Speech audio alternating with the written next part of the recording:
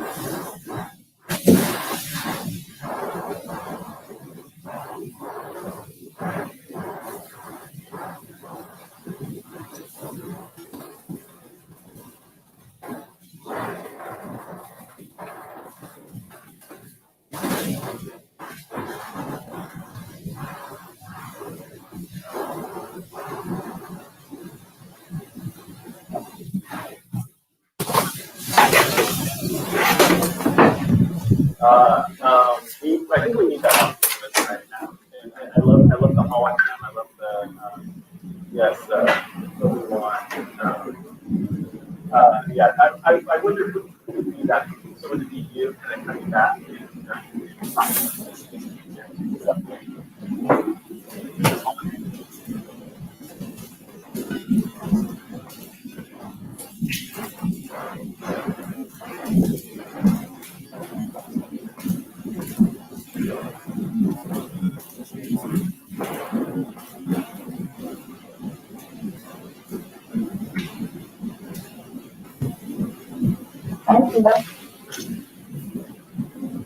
Hello. Yes. Yes. So, yeah, I've been thinking about the future a lot. I don't know. Should I Yes. Okay, good. So the future for me,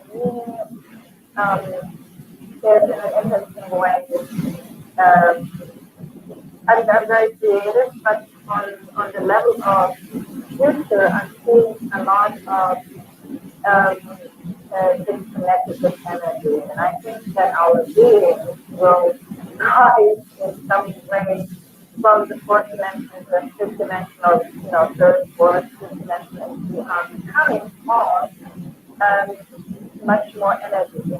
And I think that I feel that, and I don't know how to explain it, but in a sense, I'm uh, believing that what this whole um, transformation is, what we experiencing this year, has to do with becoming aware how we are more than just this being, and that we are really connected with one another, and that we are creating the future on many residents at every level. And so I started writing, and before I read your description of the workshop, I started writing in the spring. I had this epiphany where I was writing from the future. And in an interesting way, I saw that, of course, yeah, dealing with a lot of darkness right now, and everybody's very sad, and it produces a lot of anxiety and fear in all of us.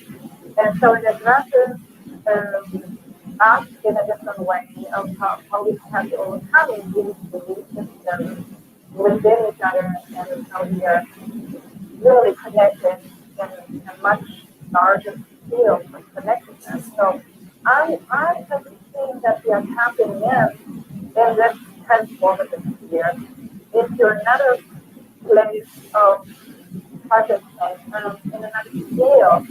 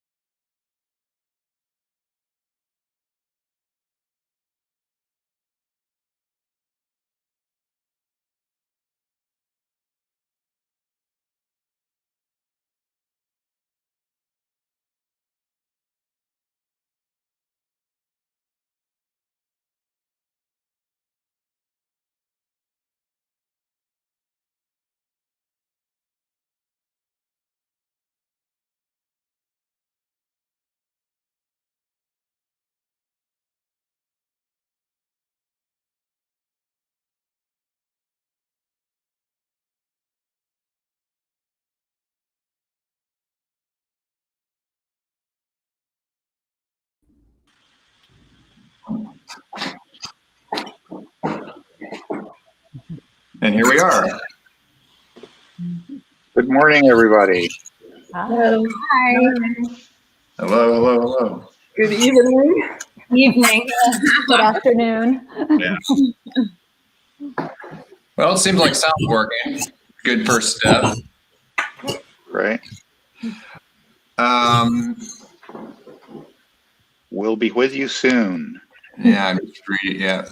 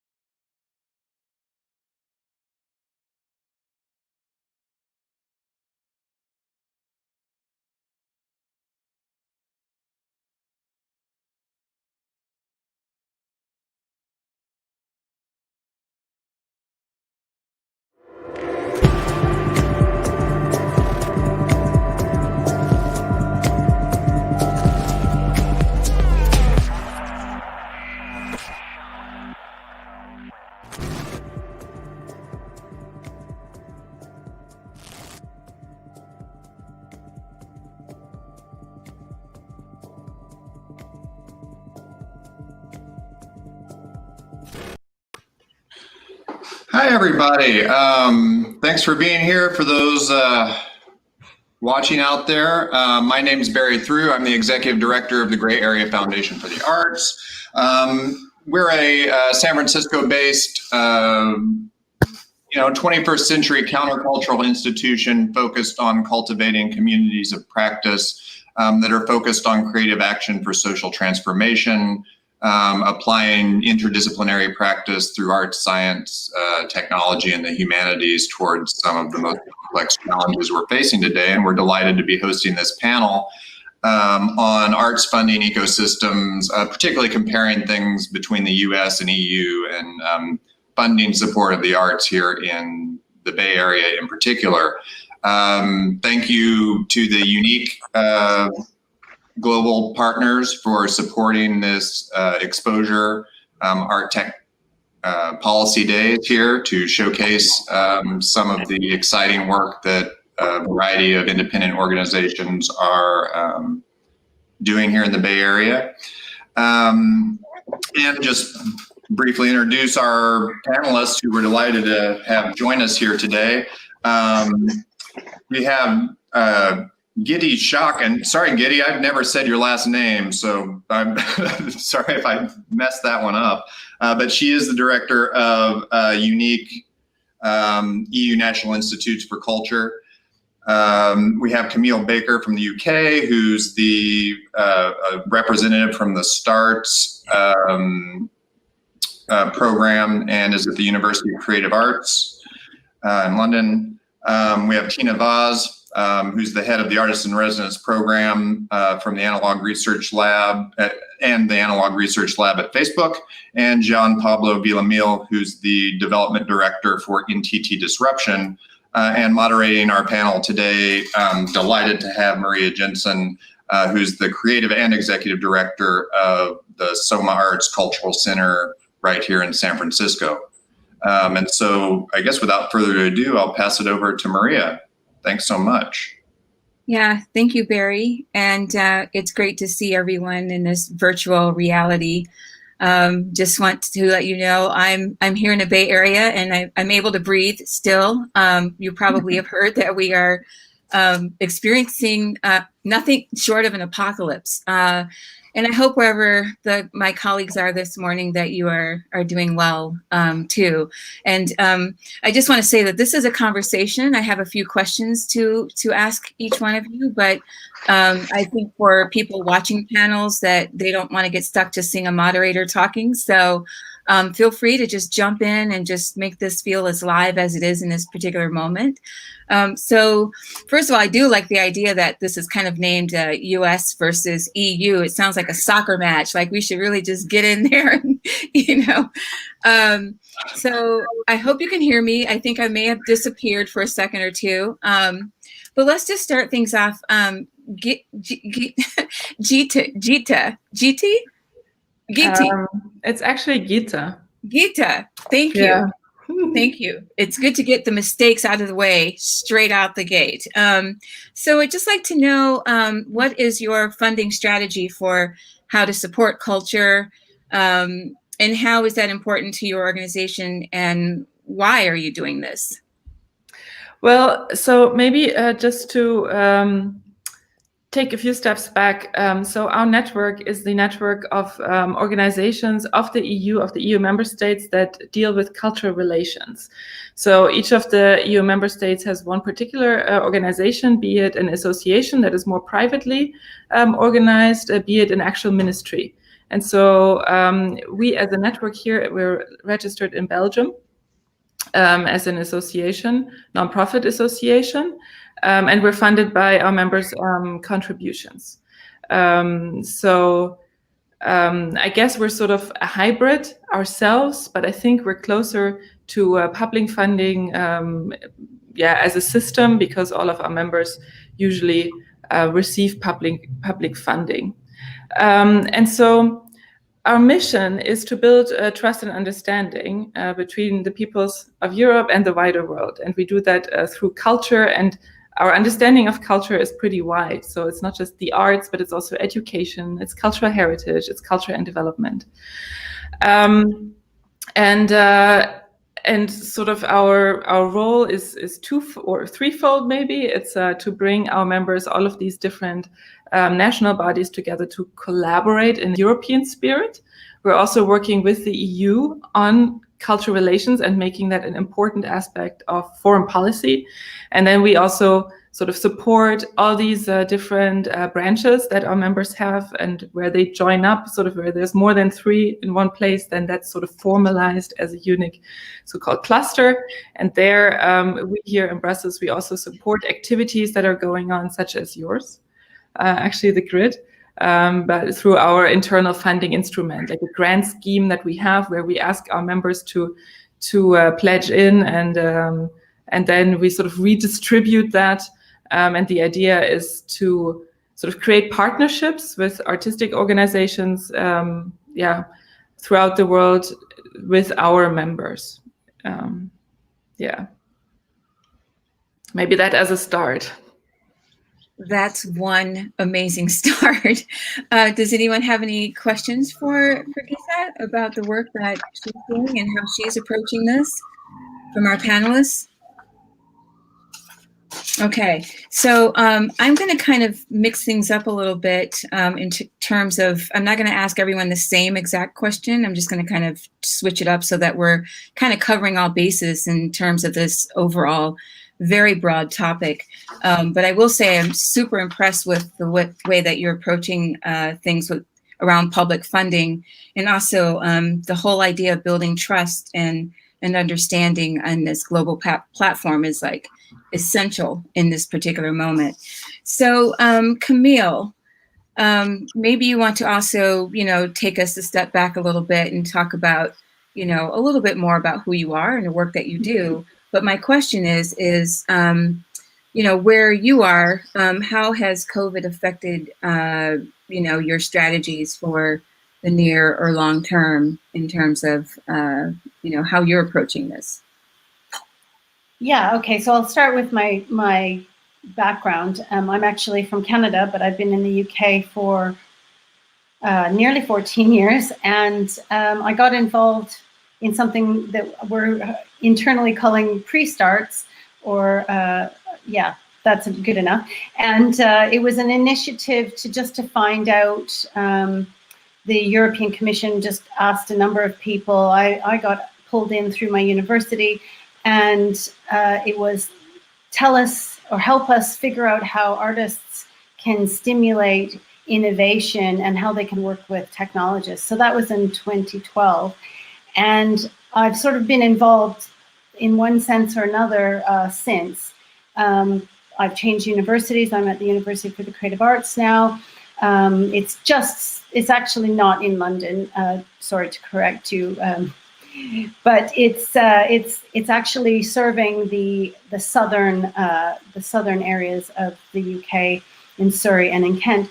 And my role has been more of being involved in projects. And so these projects are, a call goes out by the commission to do something. And it was really a unique branch of the European Commission, DigiConnect, that started to see the role that artists could play in stimulating innovation.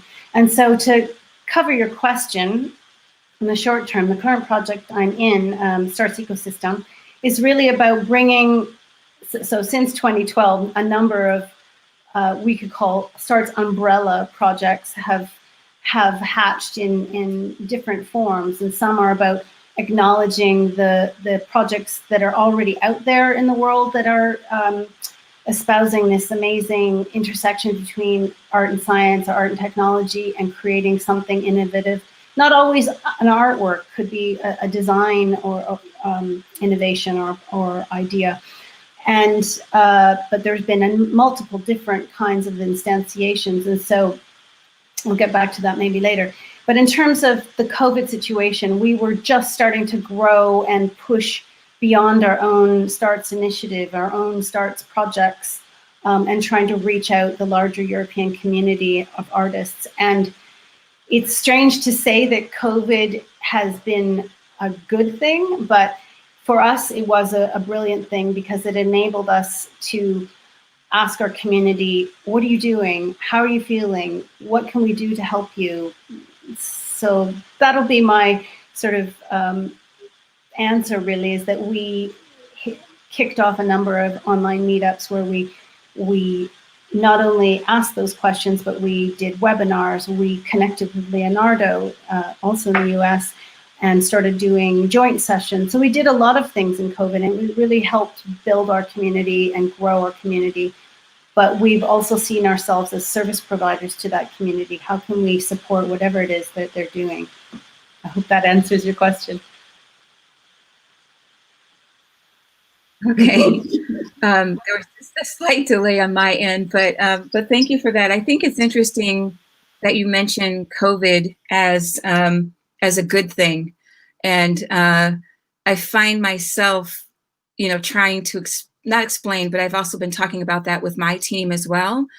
So it'd be interesting for us to kind of loop back around. I'd love to hear how other people might be thinking of like COVID as, I mean, I know it's an ironic thing to say it's a good thing. We're not saying that COVID itself is a good thing, but I think that in a moment of chaos, what comes out of that, because that is kind of like the birth of all creativity and innovation. I think a lot of times, we always want to put things on a spin. We want to turn a prism, and this situation has forced that in a way that's kind of like unfathomable. And it's allowed us to also reach out across the globe. So we're not being so hyper local anymore. We're actually kind of reaching out and seeing partnerships based on this pretty, calamity that we're kind of all in. Thank you for taking a moment with that. Tina, it's so good to see you. Hi. Yeah, and so Tina, and I want to ask you some of the questions I've asked some of the other panelists, so I'll be going back and forth a little bit just so everyone kind of knows what's happening here. I wanted to kind of, ask you, since you are in the Bay Area, why do you think investing, in culture in the Bay Area is important? Why do we think our support, could come from or should come from, outside of the Bay Area and outside of, the United States? What are your thoughts? Well, true confession, I'm on the East Coast now, which is one of the outcomes of COVID. No, I mean, I think for Facebook, investment in the Bay Area is really essential. We have a huge footprint in the Bay Area. It's we are part of the community, and it is part of us. In terms of our program, part of our program is called the Analog Research Lab, and it's decidedly analog. It's really about being a foil to the digital space and the digital work that Facebook is engaged in. And it's intended to be a reminder of, process and the value of handmade. And we sort of think of artists as the original hackers. And we really want to celebrate that spirit inside of Facebook. So we really see this program as a way of creating space for that dialogue, that behind every technologist, every engineer, every programmer, every developer is a creative person. And so we want to bring those those communities together in a spirit of learning and experimentation and collaboration. So, the Bay Area obviously is just a very natural place for that. In addition, I would say, I think Barry mentioned it in his intro, the connection between the counterculture and technology, I think is very much alive in the Bay Area. And we think about artists as small businesses. And, as Facebook, it's really important for us to support small businesses. And so we really do try to approach it in that way and think about ways to create economic opportunity in a place like the Bay Area, which is really complex and and complicated for creative and cultural producers. I really appreciate you, mentioning that artists as small businesses. I think that's something that we need to kind of magnify as we think about artists and all of the work that we're doing, whether it's around public partnerships, public-private partnerships, finding funding from foundations or members or whatever. I think that changing the narrative around how critical artists are to all of our local economies is key. And of course, I'm in the Bay Area, so I'm going to plug the Bay Area. And, this is, we are about the counterculture. So it's kind of like, give us a challenge, and how do we find a way of riffing on that? And how do we even, act as disruptors? And we're in this very disruptive moment right now. And I think all around the world, everyone is kind of hacking their realities, whatever those needs are, from supplying, helping other organizations do the work that they're doing. It's kind of a fascinating moment for sure.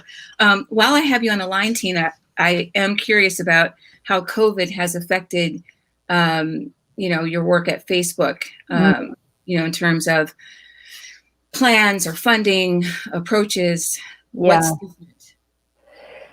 Honestly, it's hard to think of a way that it hasn't changed us, at least in the immediate term. For starters, as I said, our work has been historically analog based and physically based. So we've done, more than 700 site specific commissions for Facebook offices around the world.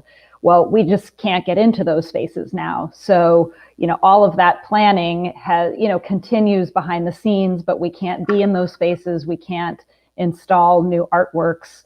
So that has obviously had a profound effect on us during these last months, and it's forced us to pivot our entire program to the digital space.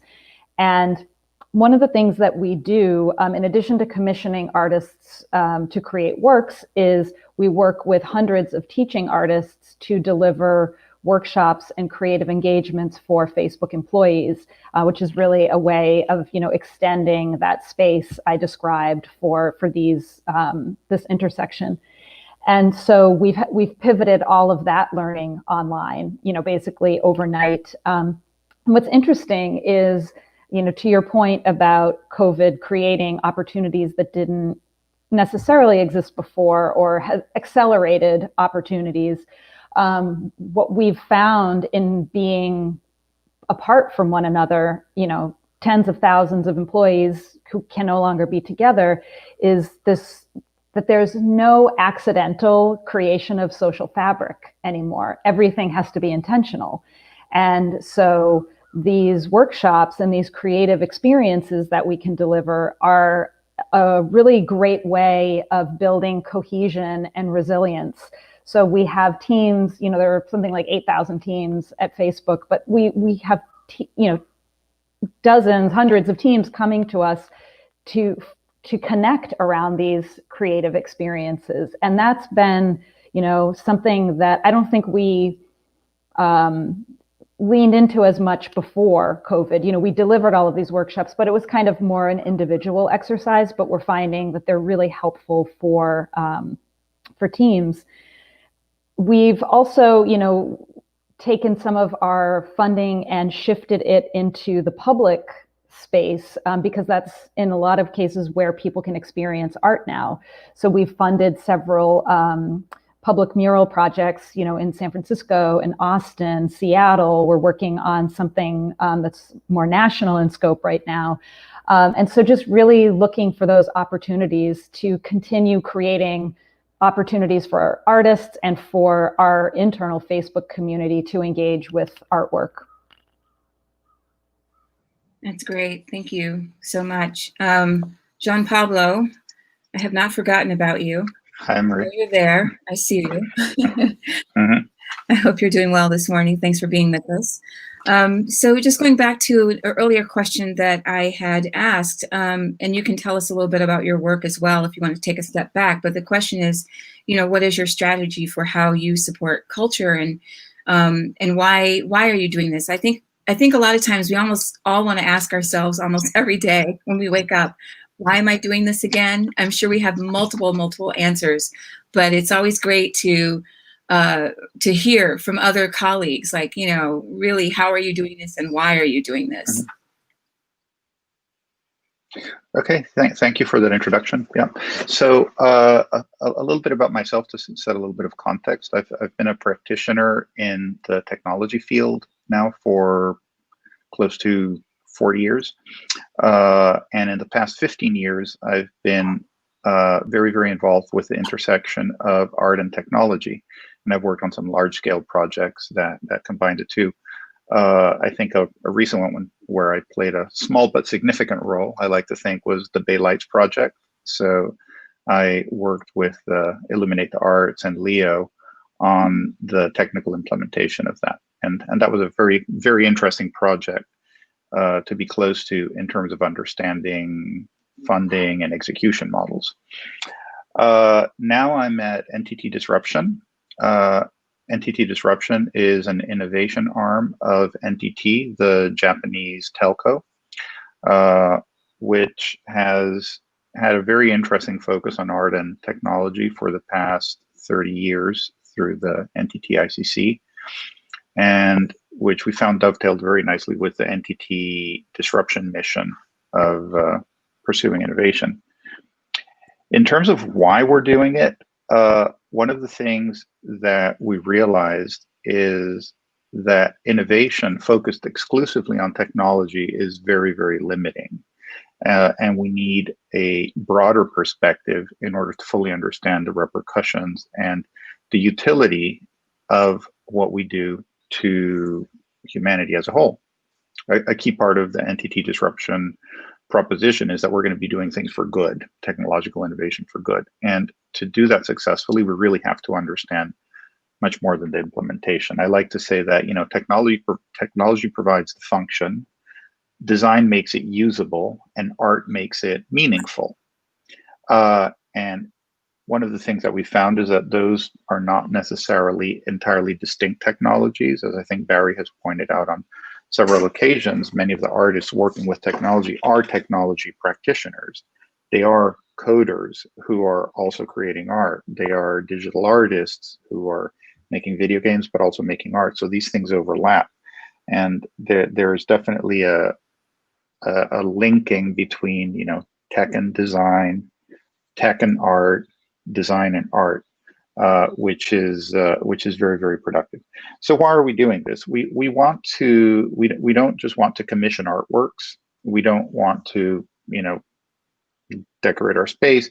We want to engage with the process of creative innovation by involving people with these backgrounds. You know, we want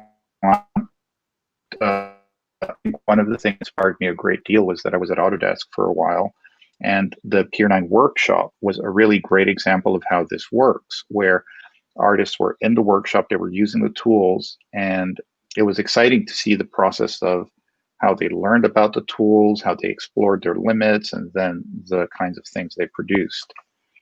So, so I think that's probably a pretty good sense of why we're doing this. We feel that we can't really do what we intend to do without involving art and design as part of our community. Thank you. There's a lot of really fascinating intersection, obviously, with the work that you're all doing. I don't come from the technological side of arts and culture. I'm more from, and I think, I don't know if you can hear me or not see me, but I'm somewhere. Here I am. I'm back again. And so for me, this is really fascinating to hear. And I'm not quite sure who's like in our audience and who's listening in. I imagine that there are a number of artists, producers, you know, people who are running organizations.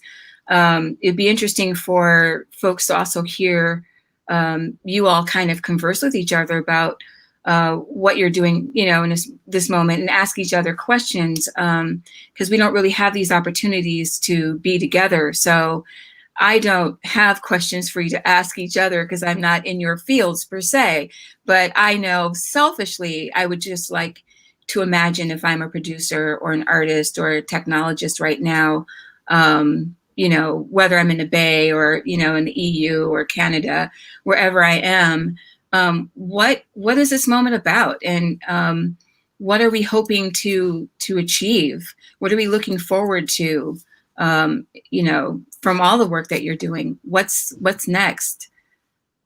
Just jump in. I'm not going to. I'll jump in. Yay. I think one of the things that we've been trying to do is because the projects that we're involved in, I'm sorry, it's getting dark in here. It's getting dark outside and in front of a window. But a lot of the agenda now for the STARTS projects is really to address social issues and social concerns. And what we've been trying to encourage, and we've seen results fairly quickly, is that artists and technologists, or artists as technologists in some cases, as was pointed out, are actively involved in what's next. And I think one of the things that has come up in a lot of our conversations is that COVID didn't come out of the blue. It's connected to other things. In particular, it's connected to climate change. So a lot of them are very concerned about how they can address that in some capacity, or the connection between them, and really want to take this moment to buckle down, I guess you could say, and really figure out where do we go next, and how can art and technology be a big forerunner in that change in some way. So we've heard a lot of artists and artist collaboration, because the STARTS projects are all about collaboration and making way to collaborate, not only art, science, art, technology, but also with communities and in particular different kinds of organizations and companies. And so really, and kind of the idea is also to push industry to do better and to be better in lots of ways, and not just around the environment, but in their practices and efficiency, et cetera, et cetera. So really, I think we've heard a lot of them say, we're taking this moment and we're going to be part of the change. I would love to pick up on that as well. I mean, we're certainly seeing a lot of the same, and something that we've been thinking a lot about is, art showed up for everyone on day one of COVID, whether it was, the signs in the window or chalk on the sidewalks. I mean, art just showed up, and it's part of our, philosophy that artists are an essential part of a healthy community. And so they are also going to be essential for building our communities back, and we hope better than they were before. And so, we have been thinking a lot about that, and the question of equity and all of the inequity that this moment has revealed. Facebook exists to give people a voice, right? And so how do we, make sure that we give that opportunity to as many people, as many artists as we can, because we think they have something important to say, and we can't build back without them. Yeah, if I may come in at this point, what I find interesting in this moment is, at least in our discussions here in Europe, is that what came about through COVID is how fragile the sort of cultural and artistic landscape is, and especially because, the live events, public events have come to a standstill. And so a lot of artists have lost their income. Luckily, in most countries of the EU, there are funding systems that provide support throughout this crisis, because it's pretty much part of the of the normal fabric, or there's a lot of public funding that sustains structures. But at the same time, even though we have this fantastic public funding landscape, still, I mean, a lot of artists are suffering, and a lot of programs have been put on to at least alleviate some of the stress that artists, especially small sort of solo artists, the smallest businesses and very small businesses have experienced. And what I wonder is, what does it look like for you, and how can, I mean, there's a couple of private privately associated funders in this virtual room. So what have been concrete? You've mentioned some, but what about the overall system, sort of sustaining this artistic sector wherever you are? Goes out to all of you. Yeah, that's a question that people in my circle definitely bring up over and over again. I think, as you point out, there is no real, there's not quite a safety net in the same sense that it exists in the EU for artists. And I think there is a key role for organizations to step in and fill that in. I mean, to some extent, NTT is a new arrival to the scene. We are in the process of building out a flagship space in San Francisco to act as a community hub. We've had an R&D presence here, but I think our key thing is now to build out this physical space that will act as a canvas for projects that bring together art, design, and technology. And we hope that this is one good way of starting to support the community. I know that the Autodesk program was a huge factor in helping sustain an artistic community, and we hope that we can do something like that. But it is an issue. I mean, the existence of a safety net, I think, gives a degree of creative and expressive freedom that is difficult to achieve if you are seeking, commissions and works and getting into privately funded programs. Yeah, one of the other things we've been thinking about, I mean, this was before COVID, but COVID has accelerated it, is just thinking about how we can bring artistic thinking into our product space. Mm-hmm. So, bringing artists together with product teams on a topic of shared interest, whether it's privacy or identity or it could be anything really. And I'm really interested in your work, Camille, with VR in that spirit. But just really thinking about what opportunities can we create that go beyond the kind of the traditional model of like commissioning work, and we can't get into the offices, as I said, and there's limited opportunities to experience art depending on where you are. But it's not all about the end product. Our program is really about the process, and so let's create new opportunities to celebrate that part of the artistic process. Yeah, I can speak to that from both hats, but I'm seeing online commissions or residencies, I guess. But STARTS has really been focused on that process that you're talking about. It's all about bringing people together and seeing what happens and giving them some time and some money, and often spaces as well. Like all of the STARTS projects are quite different from each other, but a lot of it's about, like, for example, there's a project now, that's going on right now called Reframe. It's called the Lighthouse Project because it focuses more on design than on art. But they have 3 hubs, and they have designers pitch projects. They put them together with experts like scientists and technologists, assign them to a hub based on their proposal, and they work for, I can't remember because I'm not in that project, I think it's 6 to 8 months.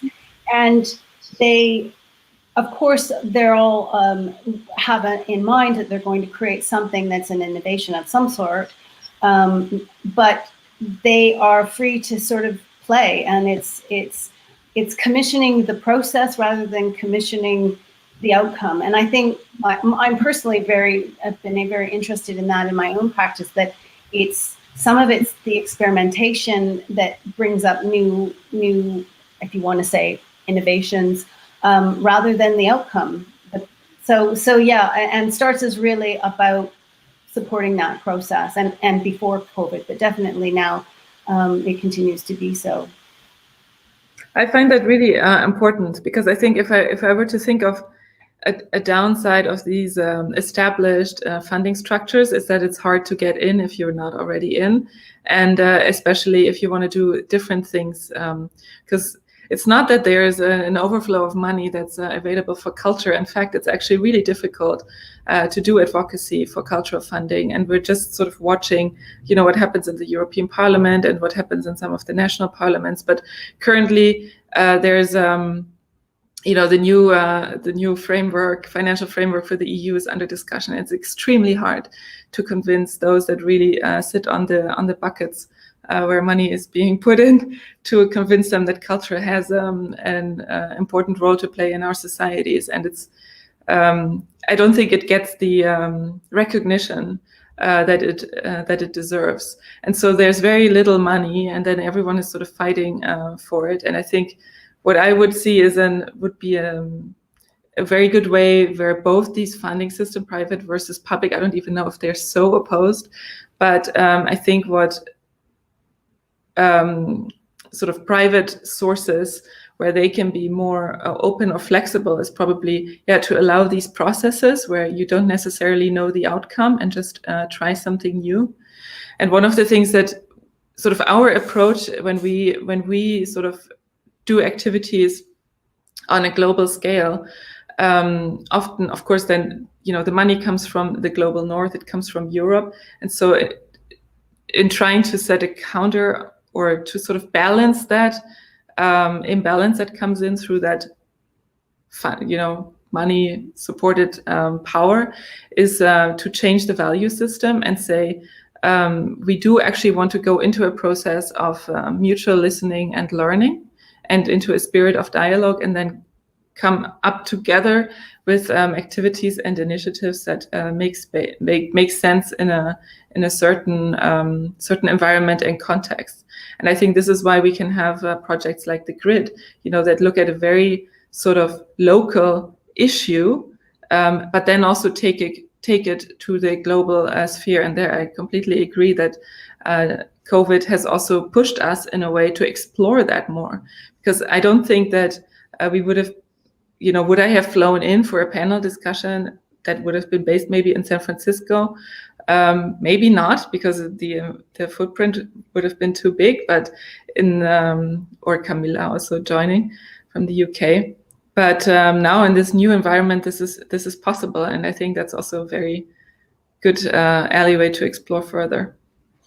I'd kind of like to bounce off of that and ask a question real quick to everybody, which is, Gray Area has been for 12 years now focused on supporting the community in San Francisco, the cultural community, working in these interdisciplinary practices. And since I think one of the great opportunities and benefits of something like the Grid and having unique support in that is that, the technology, the private funding industry here has, it was hard enough to have an independent cultural organization here before COVID.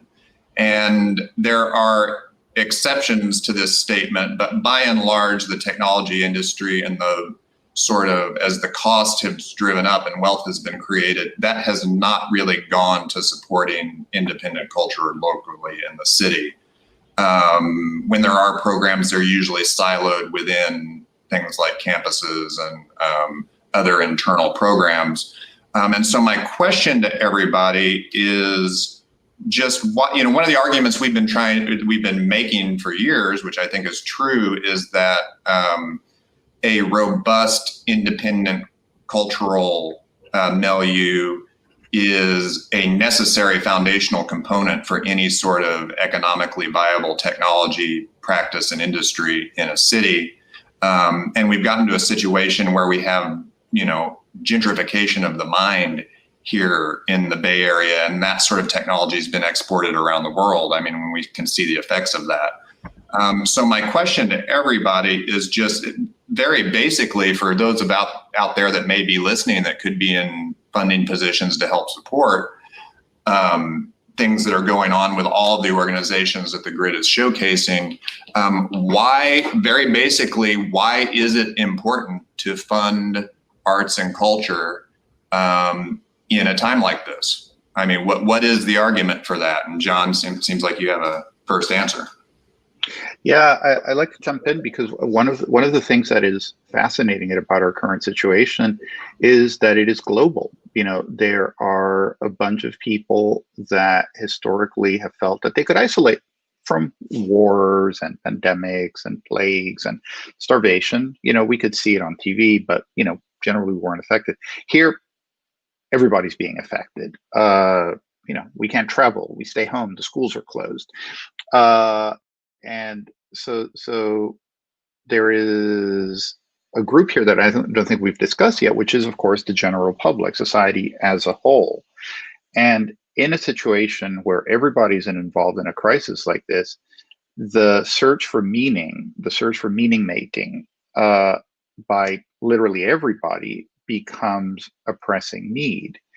So I'd say that this is an opportunity for the tech field in particular, as you pointed out, it's made a lot of money. It's to start thinking of like, wow, you know, we can't just make a technological fix to what we're going through. You know, a vaccine probably isn't going to solve everything that has been highlighted as a result of this crisis. There needs to be some real thought on what does this mean? What did this highlight? What are the stories that we can create around how this crisis happened and how it can react to it? You know, we can't just say, hey, we got sick and here's a vaccine and we're cured. You know, we have to start weaving together a story of like, well, you know, we disrupted natural habitats. This has created, you know, the crossover of viruses into people. You know, what can we do about that? You know, it's been exacerbated by climate issues. You know, the fires in California, you know, we have to stay indoors because the air is bad and there's no place we can go because of COVID, you know, and then we had a heat wave last week, so we couldn't even open the windows when the air was good, right? So, so art as a way of starting to weave together those narrative strands is important, that we not end up thinking that this was this tiny punctual thing and we solved it through a simple intervention. So I think there's an extremely powerful role there.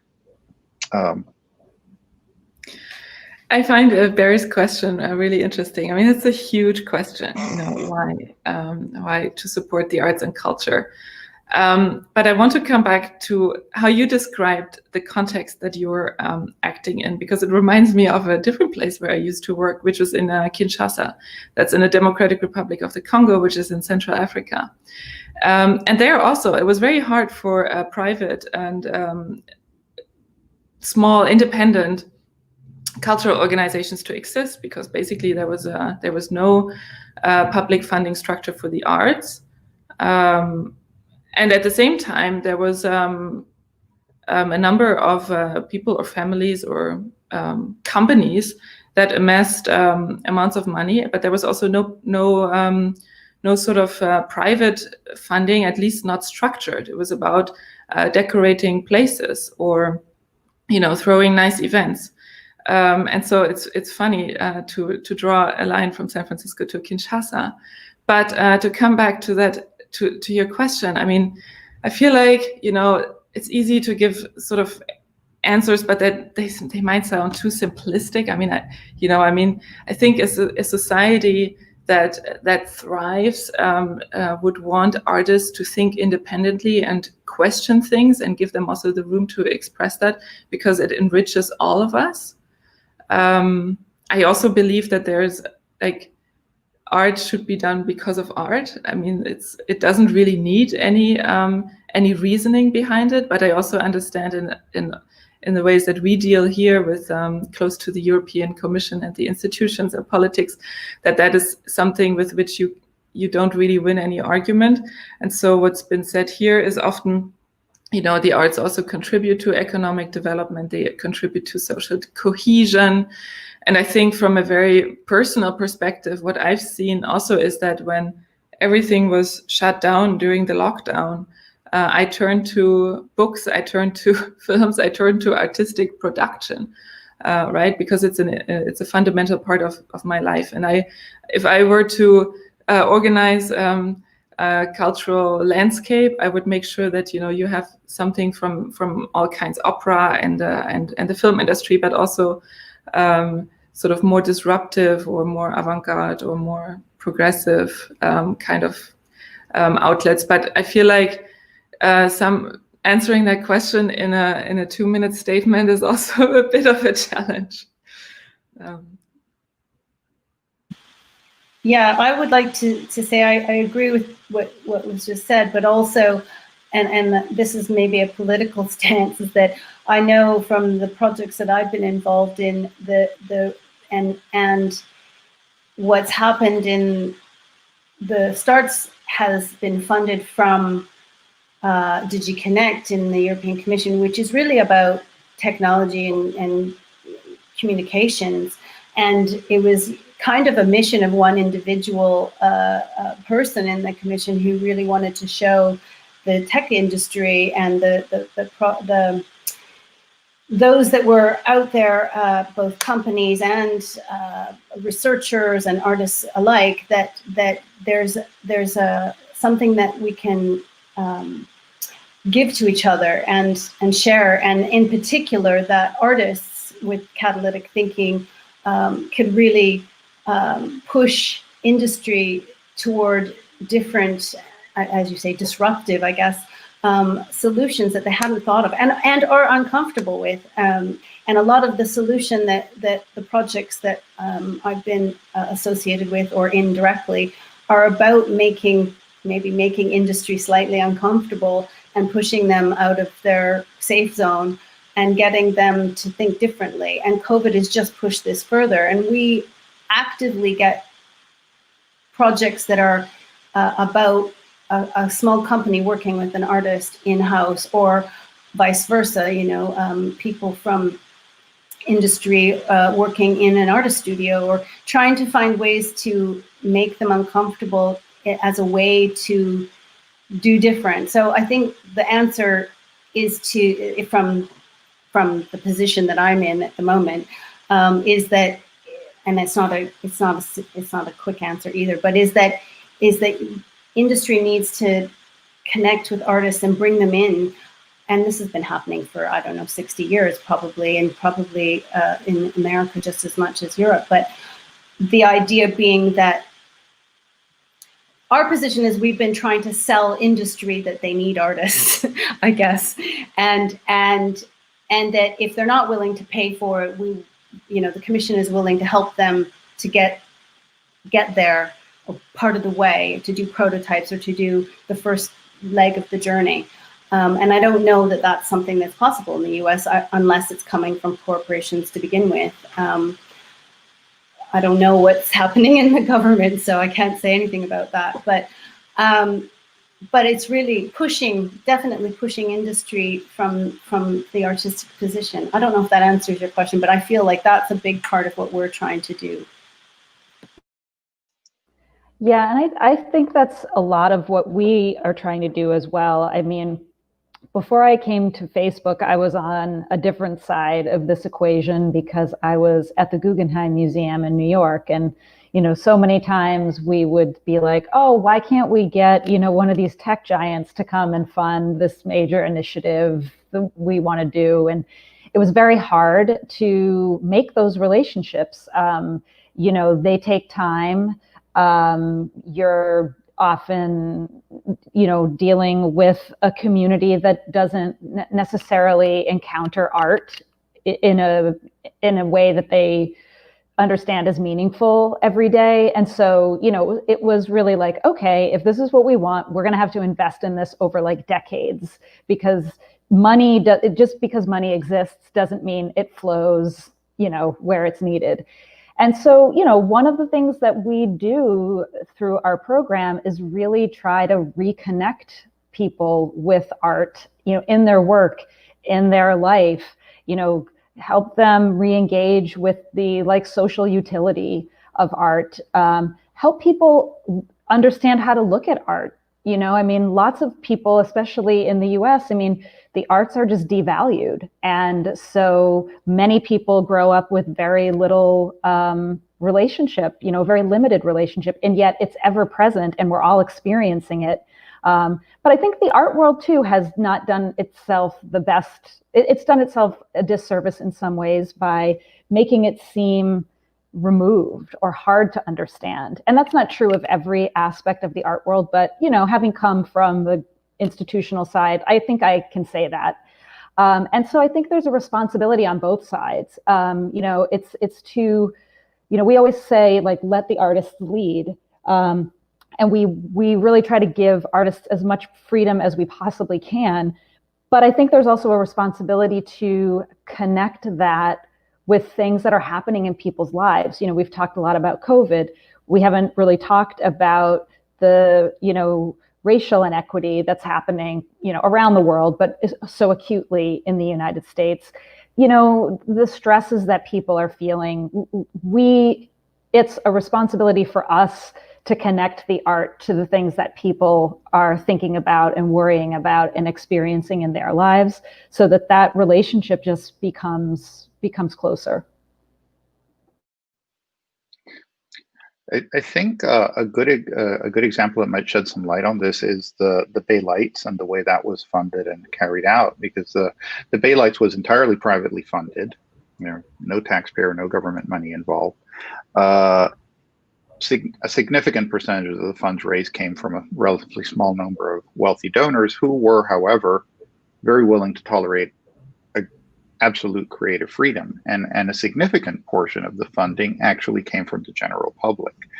And I think one of the reasons why the project was successful, to Tina's point, is that the Bay Lights was sold to the public. It was presented to the public as something that would excite the entire community, and it created a very visible public icon that, you know, people have grown used to and enjoy. I mean, the first phase of the Bay Lights lasted 2 years, and it came down and it went up again as a permanent thing. And there was a massive wave of support for bringing it back. So this is an interesting, you know, so there's the corporate funding, there's public funding, but there's this potential hybrid model that is illustrated by the Bay Lights, where, you know, a very efficient and motivated and driven foundation, you know, Illuminate the Arts, was very effective at, you know, bringing this project to life and selling it not just to wealthy donors, but to an entire community. So I think there's potential there. Another inspiration to me is a TeamLab, the Japanese group, which has been enormously successful. They became the largest single artist cultural exhibition in the world, I think, last year before things shut down. Part of it is because it's a spectacle, it's entertaining, but their work does have significant artistic and creative depth behind it. Their fine arts projects are pretty inspiring. And that's another promising example of where, you know, large scale art can succeed by working directly with the public. And that's a model that I think is interesting to explore and pursue. I was just going to jump in here. I know we have only a few minutes left, but I scribbled a bunch of notes. But one thing about the Bay Lights, as you mentioned, that is, to me, it was kind of like a successful example of a public-private partnership as well.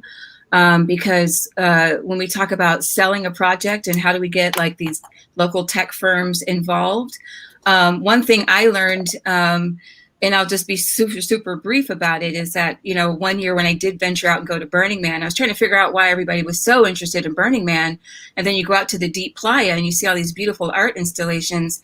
And because people want to participate in art that's being created. So I think with with the Bay Lights, people felt like they literally were purchasing the individual lights that were going onto a bridge. So it gave people a point of involvement with a project. And I think that that's why it's been a very big gulf in trying to get tech firms to support art, right? And so we're in San Francisco, we're a stone's throw from Salesforce, Twitter, you know, Facebook, and all these other places. And, you know, so how do we, at this moment, because it's a different moment, how do we now go back and make these approaches to these very same people. And so I think that there is possibility. And I think that because everyone is so isolated and sheltering in place, we actually have access to people in ways that we didn't before. And I will say that for foundations, this is also a very disruptive moment for them, because they're now looking at changing how they're funding programming. They're also kind of peeling back the layers. So I think that there's opportunity in this moment. It just requires, continued thought and approaches. But I see the future as a public-private partnership. I think that's the way forward. We had a couple of questions from some audience members, and one of them is, what can the US and the EU ecosystems learn from each other? And we'll kind of close it out on that question. So just jump in. So what can the US and the EU ecosystems learn from each other? Well, I think what we in Europe or in the EU can learn from US funding systems, I would say, is that more organizations or other bodies or entities take responsibility also for funding, because it's I think here companies, some of them do have foundations and some do support the arts, but not in a structured way. And I think probably this is also a bit the downside of public funding. It's the idea would be to create something long term, so that it's so that there's a bit of a reliability also for the livelihood of people who depend on that funding. But I think that's definitely something that we can take from the US. I don't have really much to add to that. I think that's true, but I think the other interesting thing is there seems to be a lot more, or I could be wrong, but a lot more corporate investment in arts than there is maybe in the European landscape, really. There's a little bit here and there, like was mentioned, but not as much as in the US. I had the opportunity to work on a project in Helsinki for several years when I was at the Guggenheim, and the government, made, both the city and national government made so much of the research and development part of the project possible. And I really admired that. And I think that if some of that could be adopted in the US, not for the government to pay for everything, but to provide the seed money for an idea to be explored and to really understand artists as problem solvers, I think that would be a really beneficial learning for us. I'm struck by how the EU intentionally recognizes the importance of arts and culture and foregrounds it. To me, that is huge. And one way of demonstrating it is through funding. And it's not just the money, it's the fact that it's foregrounded as a priority that I think is a powerful learning for the US.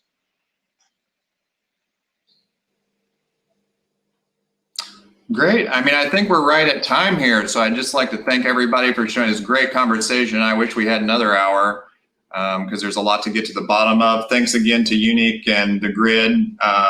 We'll be back. I'll be back tomorrow. There's more programming today here, but I'll be back tomorrow with a panel about radical simulation. And then on Sunday, we're talking about universal basic income for the arts. Thank you, Maria, for moderating.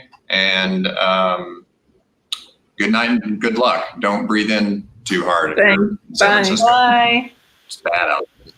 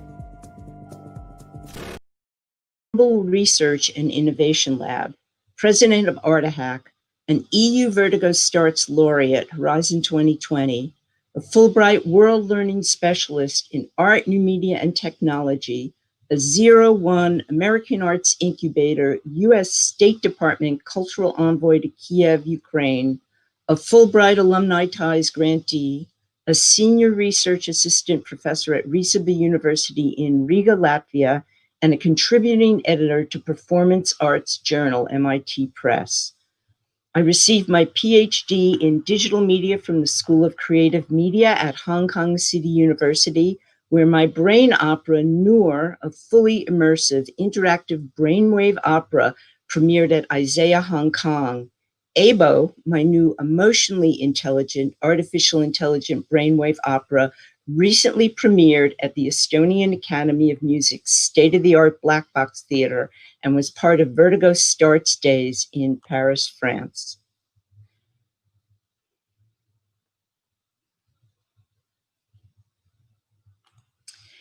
Maddie Barber Bockelman is a theater artist based in New York City, and she is the programs and production manager at Culture Hub, a global art and technology community founded by La Mama Experimental Theater Club and the Seoul Korea Institute of the Arts. Maddie has performed at La Mama, most recently in The Trojan Women by Elizabeth Swardos, directed by Andre Serban, and at the Park Armory Boston Playwrights Theater, Theater for the New City, Wow Cafe, Bronx Academy of Arts and Dance, the Jean Frankel Theater, and Triskelon Arts. Her playwriting was presented by The Vortex in Austin, Texas, and Sleeping Weasel in Boston, Massachusetts. She is trained with Double Edge Theater, Labyrinth Theater, Michael Chekhov School, Strasberg Institute, and more. She was a participant of La Mama's Umbria's Symposium on Theater for Social Change and Community Engagement, where she trained with the Belarus Free Theater. Maddie earned her BA in Theater and Human Rights, receiving awards for Theater and Activism and Feminist Collective at Connecticut College. Hi, everyone. Okay. No, I'm just going to go on, Maddie, to the next person, okay? Christina Maurer is a cultural producer, curator, and researcher with a background in cultural studies, media, and art theory.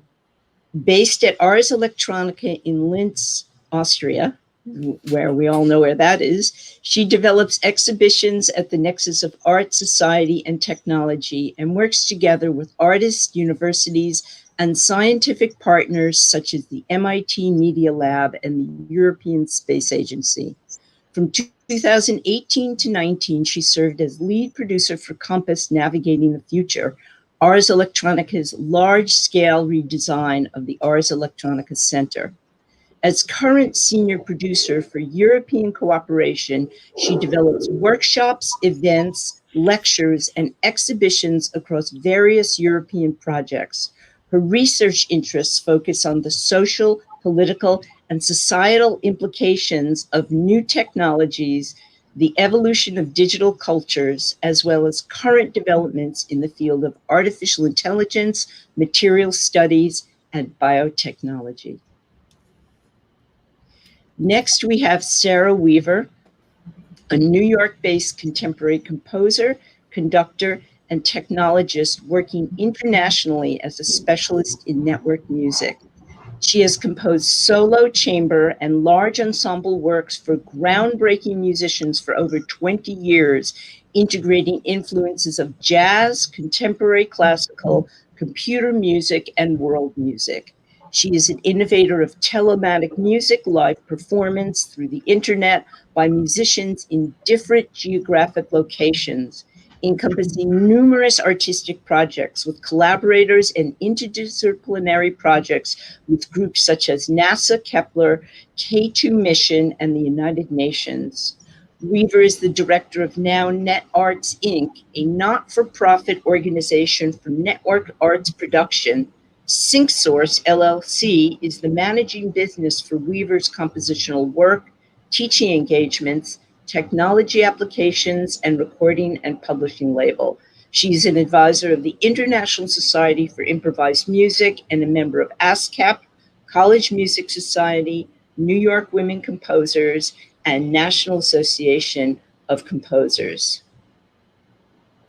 And now we have Michael de Kock, the artistic head of the well-known KVS in Brussels, and he sets its innovative artistic policy. He is also an author, director, and actor, and has published over 20 titles translated into French, English, German, Italian, Turkish, and Japanese. Michael has a degree in Romance languages and literature. He wrote his thesis on the theater of Nathalie Sarraute and graduated with great distinction. He then trained as an actor at the Conservatoire in Brussels and worked as a freelancer. From 2006 to 2016, he was the director of Te Arsenal in Mechelen. He has directed Bash, Hedda, after Hedda Gabler, De Prulastraat, Haven 010, Exit the King, Three Sisters, and Death of a Salesman. So thank you all for being here, and we will start with Maddie. Great. I'm just going to start with a video. So here I go.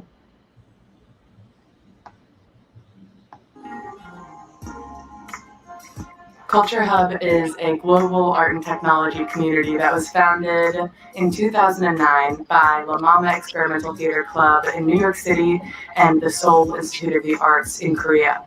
Our goal is really to bring people together to fuel artist mobility and to deepen our human connection that exists across the globe.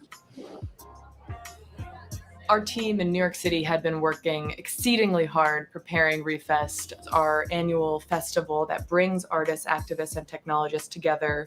So when news started to develop about the coronavirus, we were able to make a shift to transform ReFest to be online only by live streaming the entire festival for the 3 days. I think that we're realizing more and more how globally connected we are. I felt that it was a really exciting decision because at a moment when the world was shutting down and fear was growing, we were offering a creative experience for people to engage with. It showed us that there really is a potential of sharing artwork and sharing important conversations with an audience online. It just so happens that we, as Culture Hub, have been developing a tool for remote collaboration over the past 5 years called LiveLab. It was built with the intention of facilitating performances and educational experiences and cultural exchange. Using LiveLab, we produced Downtown Variety and are still producing Downtown Variety, which has allowed us to meet countless artists that we wouldn't have worked with otherwise because they are distributed across the country and across the globe. It was a really exciting process to be a part of because we really felt like we were seeing an emerging aesthetic on Downtown Variety, in our other collaborations and programming. People were really pushing each other to make something new together, even though we were all distributed. I keep considering us to be in a collective hackathon where all of a sudden we all have to think about how we connect with each other. We feel isolated and we feel like we're all alone. That's why Grace and I are speaking through this microphone to reach you wherever you're sitting inside your home. To realize we're all connected and you're definitely not alone. We have started to develop this emerging community of folks who are using LiveLab in their own performances, in musical collaborations, in dance collaborations, in their teaching, in all these different ways that we couldn't have envisioned. I think LiveLab is now a tool that we're using for artistic creation, for reasons of social activism, and to really be of service to our artistic community. And it said, we are one. Thanks, Culture Hub. Hey, Thank you, Jim Findlay. Live Lab became essential to our producing practice that emerged in the pandemic. It really is making our original question of how can we use the internet to be of service to our artistic community that is a global community. It's embodying that every day. We are just so deeply grateful for the artists who have thrown down and really pushed the envelope to show us new ways forward, new futures. And there's so much more to be discovered in this space.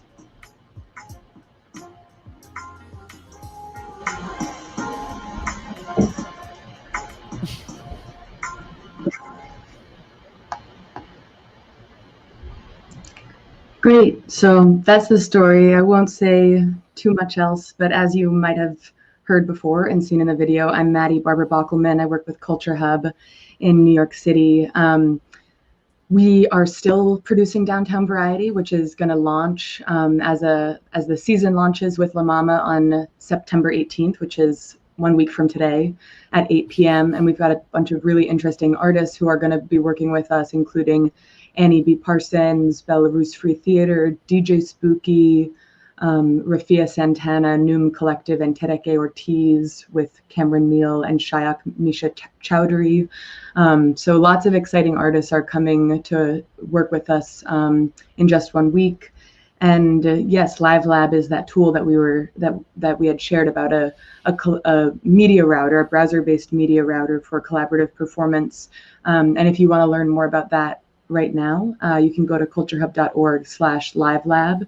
And we have online tutorials, manuals, and upcoming meetups and trainings that can get you more in the know of what's going on. So that's good for me right now. I'd love to hear from everyone else.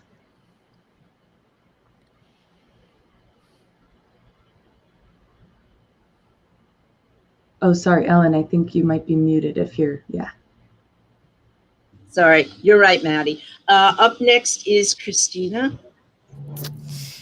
Thank you very much, Ellen, and thanks first of all to the GRID, the Exposure team, for having us all today for this discussion. I'm a senior producer working at Ars Electronica.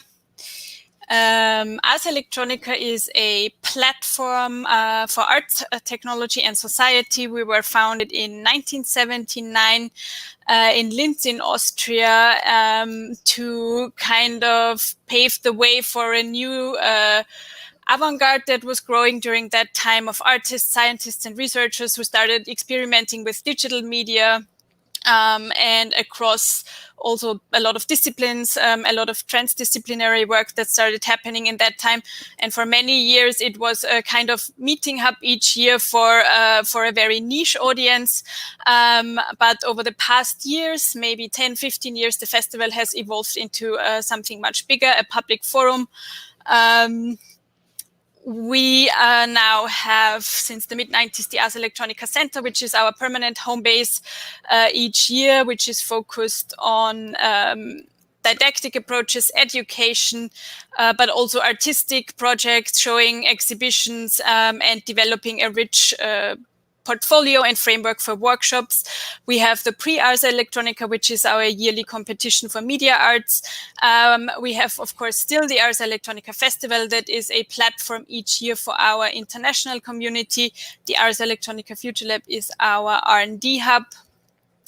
We do a lot of international exhibitions across the globe with Ars Electronica Export. And we also have our very own festival for the young generation from 0 to 19 called U19 Create Your World. So that's just a brief run through about the pillars of Ars Electronica and in the kind of areas in which we operate. So just a few words about my background. I'm a curator, exhibition developer, and I would also call myself a storyteller. So the past few years, I have been working at the Ars Electronica Center, developing exhibitions, and recently moved into the field of EU project development and production. So So just to give you an idea of what I've been working on for the past few years, I've been developing exhibitions on artificial intelligence, such as the one which we opened last year in the Ars Electronica Center. I've been developing a new set of laboratories at the center, or working, as Alan already introduced, with collaborators such as the MIT Media Lab and the Tangible Media Group. So I want to focus today in this very short introduction a little bit on two different aspects of how Ars Electronica has had to deal with the pandemic, or how it has affected us. And the one is basically from the perspective of the Ars Electronica Center. The center is basically our year-round hub, very focused on regional audiences, but also very focused on a large network of teachers and schools, educators, and basically the young generation coming to the center and getting their, let's say, hands into all kinds of digital technologies and getting a first understanding of digital technologies. So the whole Ars Electronica Center is very much based on hands-on experiences, on interacting with each other, on touching interfaces, on getting a first idea of what a lab can be, what a biolab can look like. So the whole experience relies completely on connection, on human connection, on human communication. So even though the topic is, of course, kind of the communication between physical and digital realms, the conduit for it is always the discussion and the communication with the humans at the Ars Electronica Center, with the visitors, but as well as our staff who is there. So, of course, when we were faced with the lockdown in March, we completely had to rethink our educational framework, our mediation concept, as we had to close the Ars Electronica Center down. And we basically set up a streaming service called Home Delivery that allowed our audience to still get an insight into what's going on in the Ars Electronica Center every day through stream programs that were run completely with the team in-house at the Ars Electronica Center. And that allowed also the staff to kind of show their specific fields of expertise.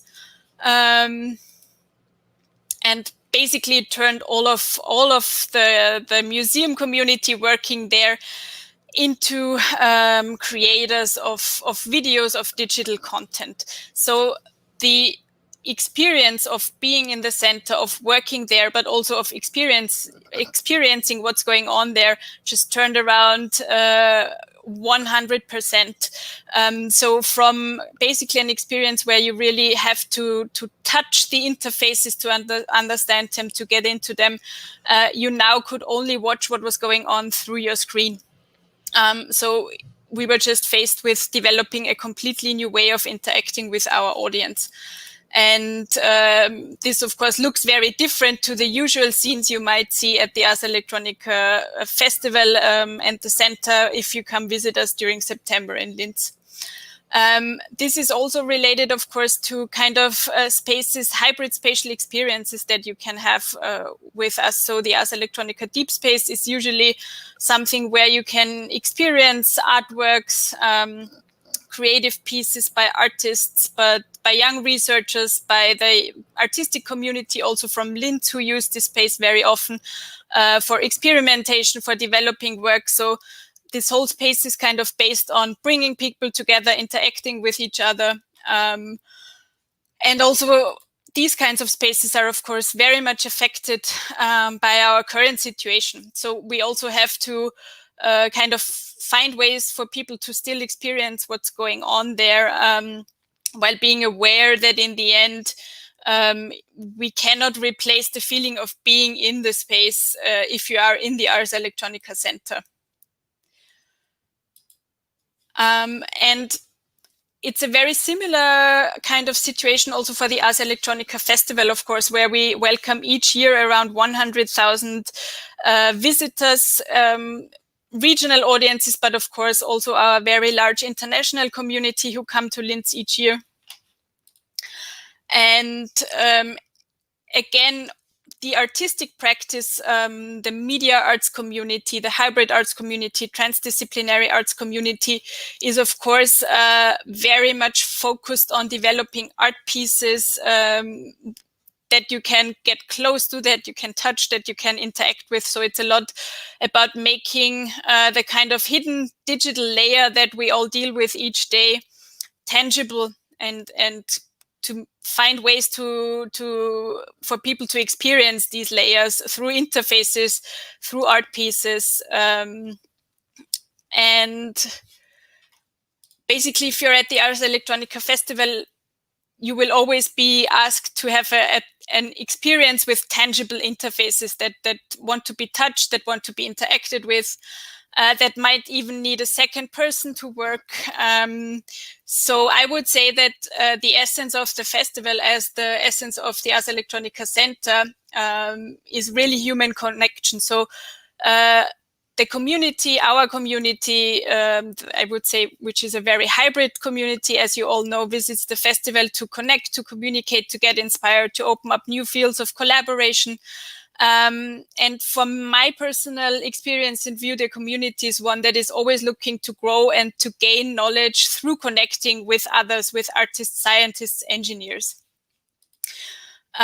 So for us, of course, we were faced with the situation that we had to find ways also in the Ars Electronica Festival to connect digitally with our audiences. So going from this year's Ars Electronica topic, Kepler's Gardens, or in Kepler's Gardens, which is a reference to our new festival location, we invited a community of 120 partners to also become gardens themselves and to create their own programming, while here in Linz we would share everything with our audience who is not able to visit us this year through an online streaming platform. So similarly to the Ars Electronica Center, the festival experience this year is just a completely different one than past years. So you will always have the kind of a screen between yourself and your collaboration partners, your friends who come visit Linz each year. And that's not to say that the programs that are being developed by the Ars Electronica Gardens this year aren't amazing. So there are some fantastic contents that you can experience during the online part of the festival. But still, I think it really shows what our community, what the media arts community kind of has had to deal with this year in a way. And so the festival this year looks very much like this, like a production office bringing together partners on different screens. And it also looks very much like this, connecting with all of our international partners in a variety of shared sessions. And something I really noticed in talking with all our collaborators over the past few days in many online sessions is that the whole community is really, really missing this connection that we usually have. I think for me, what it showed is that we have to find, so it's very difficult for us to only be connected through screens, because the media arts community and this kind of hybrid community that we work in is so used to connecting and to setting up networks, physical connections, that we will have to put some serious thought into how we can develop platforms that still make for an inspiring kind of exchange between everybody who's working in this field. So thank you very much for your attention, and I'm basically handing over to the next contributor, and Ellen. Okay, so thank you, Christina, and that's actually some of the things we're going to be discussing, so thank you for that. And next we have Sarah Weaver. We hope her presentation will work, but if not, Sarah's more than capable of talking about the incredible work that she does. Thank you very much. I'm Ellen, and I'm very happy to be here with all the panelists. I'm going to go ahead and give a verbal presentation and invite you to look at our website, nownetarts.org, for information on our organization and media. So my name is Sarah Weaver. I'm the director of NowNet Arts, also a composer, technologist, and researcher. NowNet Arts is a not-for-profit organization. We were founded in 2017 to produce and present contemporary network arts works, technologies, educational programs, and publications. Network Arts utilizes the internet and related technologies as an artistic medium for works created for this platform. We're based in New York City and also working internationally. And drawing upon work from the past 15 years and beyond, this field of network arts has accelerated with the ability to produce concert quality, multi-channel audio and video with low latency for live collaboration via the internet, together with renowned contemporary artists pioneering work for this medium. Within our programs, we have social purposes in peace building, bridging the digital divide, and diversity in contemporary arts. Due to the pandemic, all of our programs have moved entirely online. And one of our efforts in this area is the NowNet Arts Lab Ensemble. So this group is open to contemporary acoustic and electronic instruments, vocalists, actors, dancers, and visual or video artists. We ran March to June 2020, daily labs and weekly demo performances. This fall, from September to December 2020, on the first week of each month, we're running the Lab Ensemble. We've had participants from 16 countries and doing large ensemble works by the director and also chamber works by the lab participants. You can contact NowNet Arts for more information. The technology we've been utilizing is a transition from high bandwidth, high quality of service institutional internet to inclusion of public internet and home internet. Also the transition again to fully online programs, and within that connecting many individuals instead of site to site. So for audio, we're using platforms such as Jacktrip, Zoom Audio, and Jamulus. In video, platforms include UltraGrid, Zoom, Jitsi, and Open Broadcasting Software, otherwise known as OBS. Our audiences can attend in Zoom, Vimeo, YouTube, and we're developing independent virtual halls. In our annual NowNet Arts Festival, we present network arts works, interdisciplinary arts, chamber works, and large ensemble works. In 2018, we had artists in Portugal, New York, San Diego, and Seoul, all performing together live online. And we also had an online stream and audiences in each location. Also in 2019, those locations were Chicago, London, New York, Toronto, and Zurich, again performing together online, and also an online stream to audience. In 2020, all of our locations will be online and each individual will be at their own location. And that program will be on December 20th, 2020. And technologies we're working on using are, again, Jacktrip, UltraGrid, Zoom, OBS, and Independent Virtual Hall. We have an annual NowNet Arts Conference. And to give you an idea of the evolution of our themes here, in 2018, we had network music, artistic and technological strategies for public and private networks. In 2019 was social purpose and contemporary network arts. And coming up in 2020, we have network arts and social distance, capacities and innovations. That program is November 5th through 8th, 2020. So our structure, we have our headquarters at the Institute for Advanced Computational Science at Stony Brook University in New York. In 2018, we added 30 international remote sites. And in 2019, in addition to those remote sites, we added satellite sites. And in 2020, it will be mostly remote sites this year. Our technology for the conference, Jacktrip, UltraGrid, Lola, Zoom, and also wireless developers. In the areas of research, I'm the editor of the Journal of Network Music and Arts, JONMA. This journal was founded in 2019. This is a peer-reviewed, open-access digital research journal published by Stony Brook University. We've published 2 issues so far, Volume 1, which was last year in 2019, and a recent publication, Volume 2, Issue 1 for 2020, and we'll have another issue at the end of the year. And you can find this journal online. Again, just look for Journal of Network Music and Arts. Thank you very much, and looking forward to the rest of the panel.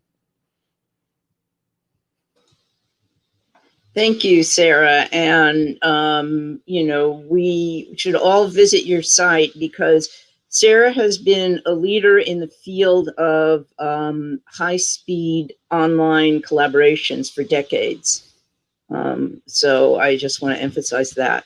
And next we have Michael, and we're really looking forward to your presentation, Michael. So please take it away. Hello, good evening, everybody. Very happy to be with you on this panel from Brussels, Belgium. Evening here for you, it's still noon. Just like Sarah, I won't show you any videos or I won't share my screen, but I just want to tell you something more about togetherness, space, and time. So the COVID-19 pandemic has now started like 6 months ago. It was on the news a few hours ago. Just 6 months ago it started. It was called a pandemic. First of all, I want to point out that really many artists also in Europe and in Belgium and in Brussels are hit by this pandemic. They lost their jobs.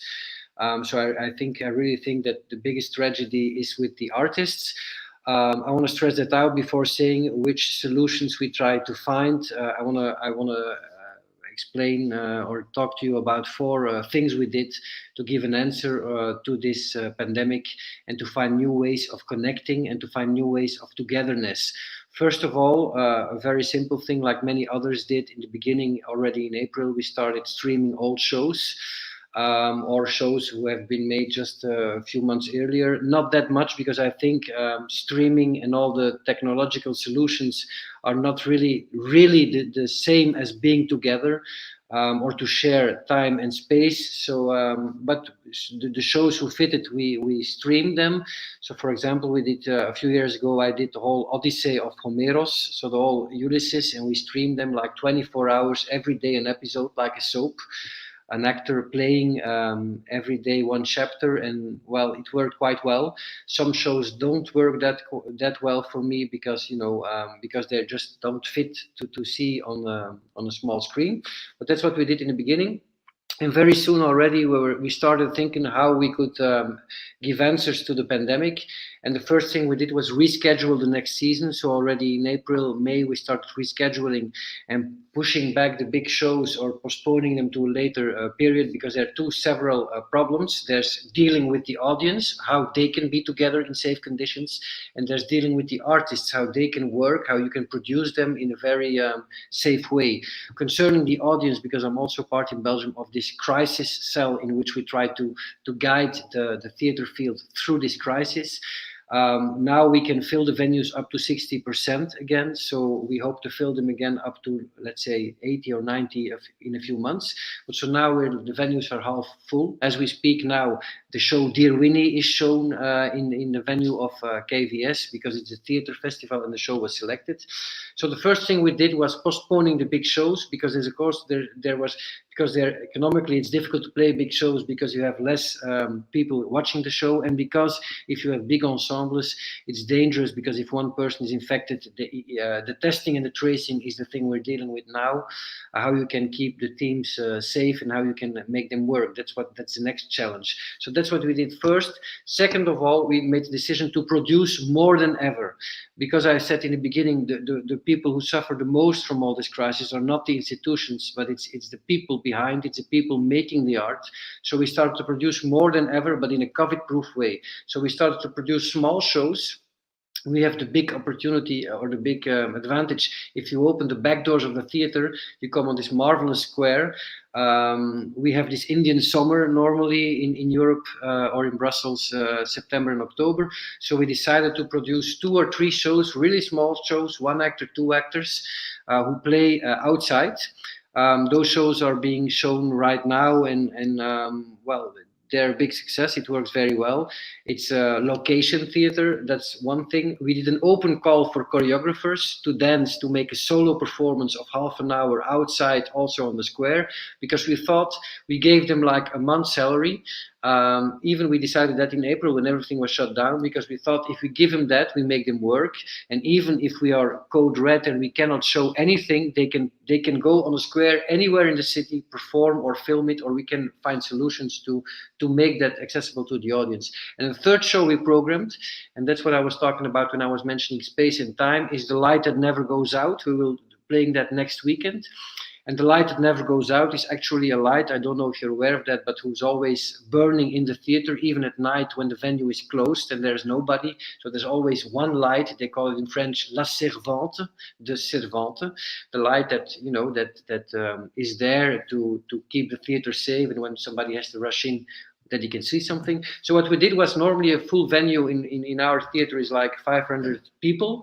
So what we did was we want to have those 500 people in a marathon of 24 hours, which means we have like one light burning on stage, the light that never goes out. We have like 4 or 5 spectators on the stage. They go into an empty theater, they go sit on the stage, and one actor, performer, dancer comes and does a performance of 10 or 12 minutes. And that we will do for like 24 hours. And at the end of the 24 hours, we will have like a full venue. That's another thing we organized. The fourth thing is, because we have regular theater and the being together and the being together with the audience is very important. The fourth thing is that we developed a platform which is called KVS 24/7, which means, and it's also very important for our international work, which means it's a streaming site. I mean, it's a site, it's not only a site, but it's like a lounge in which the spectator can go, where he can see some rehearsal stuff, where there's a chat room. So where we try to find out a new way of watching theater, because we all know when you watch streamings, you're distracted. But we try to find a way in which we don't care about that, or we accept the fact that there's a new way of telling stories and getting to the audience. We just developed that like the whole summer. We had young programmers working on it. That you can visit the platform. It's now online. So we're really developing it. We made a map of the city. So when you go into the platform, you're like visiting a little bit Brussels. You pick out your room. You go to one. Some artists want shows to be streamed. Others want to keep them on it for a longer time. But it's not every artist really wants that. So it's like really a dialogue with the artist to see how we can disclose their work and how we even can show our work at the other side of the world. For example, we have now in the theater Manuela Infante, who comes from Santiago, Chile. It's a co-production with Santiago Amil in Santiago. So she's making the show in Brussels. Normally we have to go over to Chile, Santiago in January. Maybe we will, but maybe we won't. So because of this platform now, we can share the premiere like we're talking with you now. We can do that on a global scale and honor co-productions through that platform and honor our co-producers, because I think, and that's the last thing I wanna tell about that. People are finding solutions or medicines to save us from coronavirus. I think we should find a way to deal with it and to coexist with it for the moment. So because the theater is not, we have to make it as safe as possible, but we cannot exclude any risk. So we have to coexist with it, to wear masks, to have the gels around, but to coexist with the virus. There are not many good sides at what's happening. One good aspect is that we find new ways and that we discover once again how fragile we humans are, how fragile humanity is, and how important, because that's, I think, so important, how important culture is to us all and how important storytelling is to us all. Because if there's one thing we discovered through all this crisis, and it's also the reason why we are together here tonight or at noon, that we have to find new ways of being together with our audiences and to support our artists because they make us human. Thank you. Thank you for that, Michael. And these are some questions that we will certainly talk about. Next, I'm going to just show a very short 6-minute clip, which has me talking of what we just finished 2 weeks ago in New York. And I'll explain this later, but I'll just let you guys see it, and I hope you can hear it. What you're about to experience are 2 breakthrough dance performances which show new possibilities of live performance within the constraints of strict lockdown due to COVID-19. These performances were incubated over 6 weeks by Artahack and ThoughtWorks Arts and broadcast as part of the 39th Battery Dance Festival, which this year is fully virtual. In these dance-gemic performances, dancers wear Emotibit sensor devices on their bodies, live broadcasting their heart rate, blood oxygen, muscle contractions, humidity, and other biometrics. To create these works, a global open call went out from Artahack for creative technologists, artists, musicians, dramaturgists, costume designers, theatrical producers, engineers, and others to work with 2 dancers from the Battery Dance Company who would be wearing the Emotibits on their bodies. Team members applied from all across the continental US, Brazil, London, Ukraine, Estonia, and India.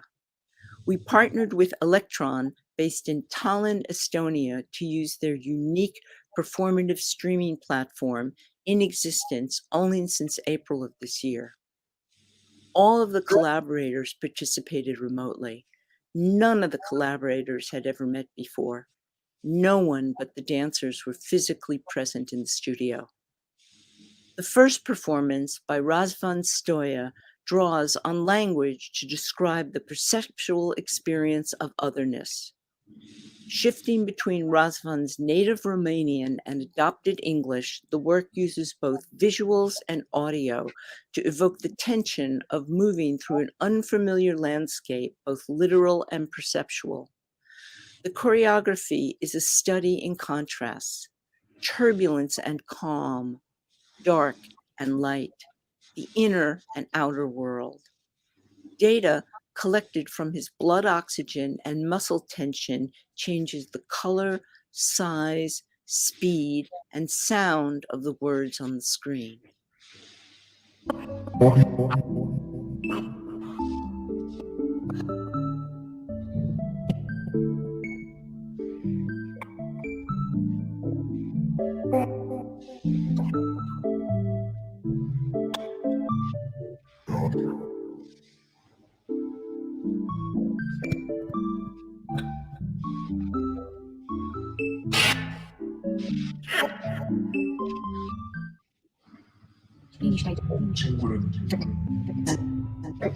Nu există. Singurătate? Nu există. Atunci când există, înțeles? Când există.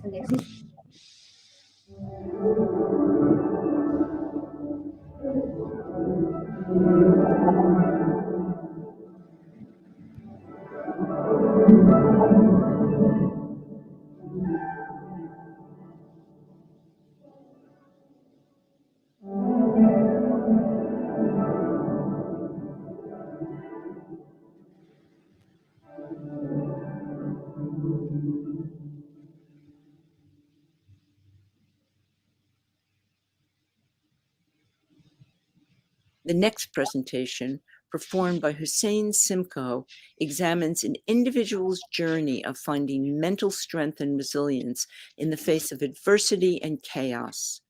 Hussein's memories of growing up in wartime Iraq Kurdistan forms the backbone of the piece. He was also inspired by the practice of a Ronin, a masterless samurai, where in any situation, one must find calmness from within to stay grounded. The biometrics being read by Emotibit worn on Hussein's forehead are represented visually in the form of colored strokes surrounding the dancer.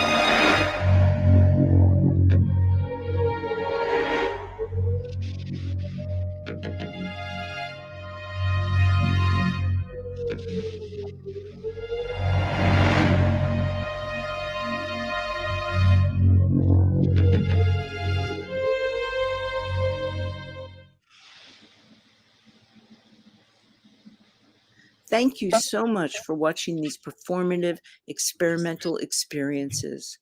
We have been working through isolation and lockdown to show how the power of art and technology can be effective in breaking down barriers between people, whether it is about immigration, migration, and otherness, or our own feelings of confinement.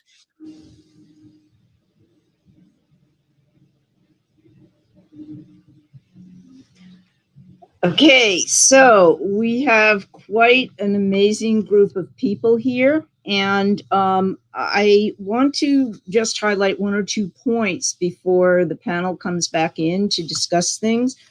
One is that the experience of lockdown in New York has been slightly different than the experience of lockdown in Europe, in that we've had tremendous social unrest.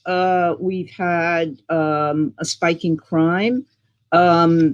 We've had a lot of very direct changes happen very quickly. The subway has shut down for the first time ever. And so the isolation and lockdown is a very real thing. We're just beginning to slowly emerge from it. So in that context, I wanted to talk both as New York and Europe, because our government support and structures are very different than what you have in Europe. So I wanted to contextualize that. So I do have some questions, unless anyone has something pressing they'd like to say first. Okay, well, I've really been thinking through this whole isolation and lockdown thing. And so the postmodern condition emerged alongside an increasing concentration of power in the hands of those who control information, the economic system, and knowledge production itself. And some of what we've shown has been our creative response to this. Especially in New York, we have created our own platforms that circumvent this entire structure. During the pandemic, larger organizations and institutions shut down and they laid off almost all of their staff. So we did not have cultural support in large institutions. Europe and the US have a different structure in place, and in terms of both support and knowledge production. So how has this difference affected you? And please feel free to jump in.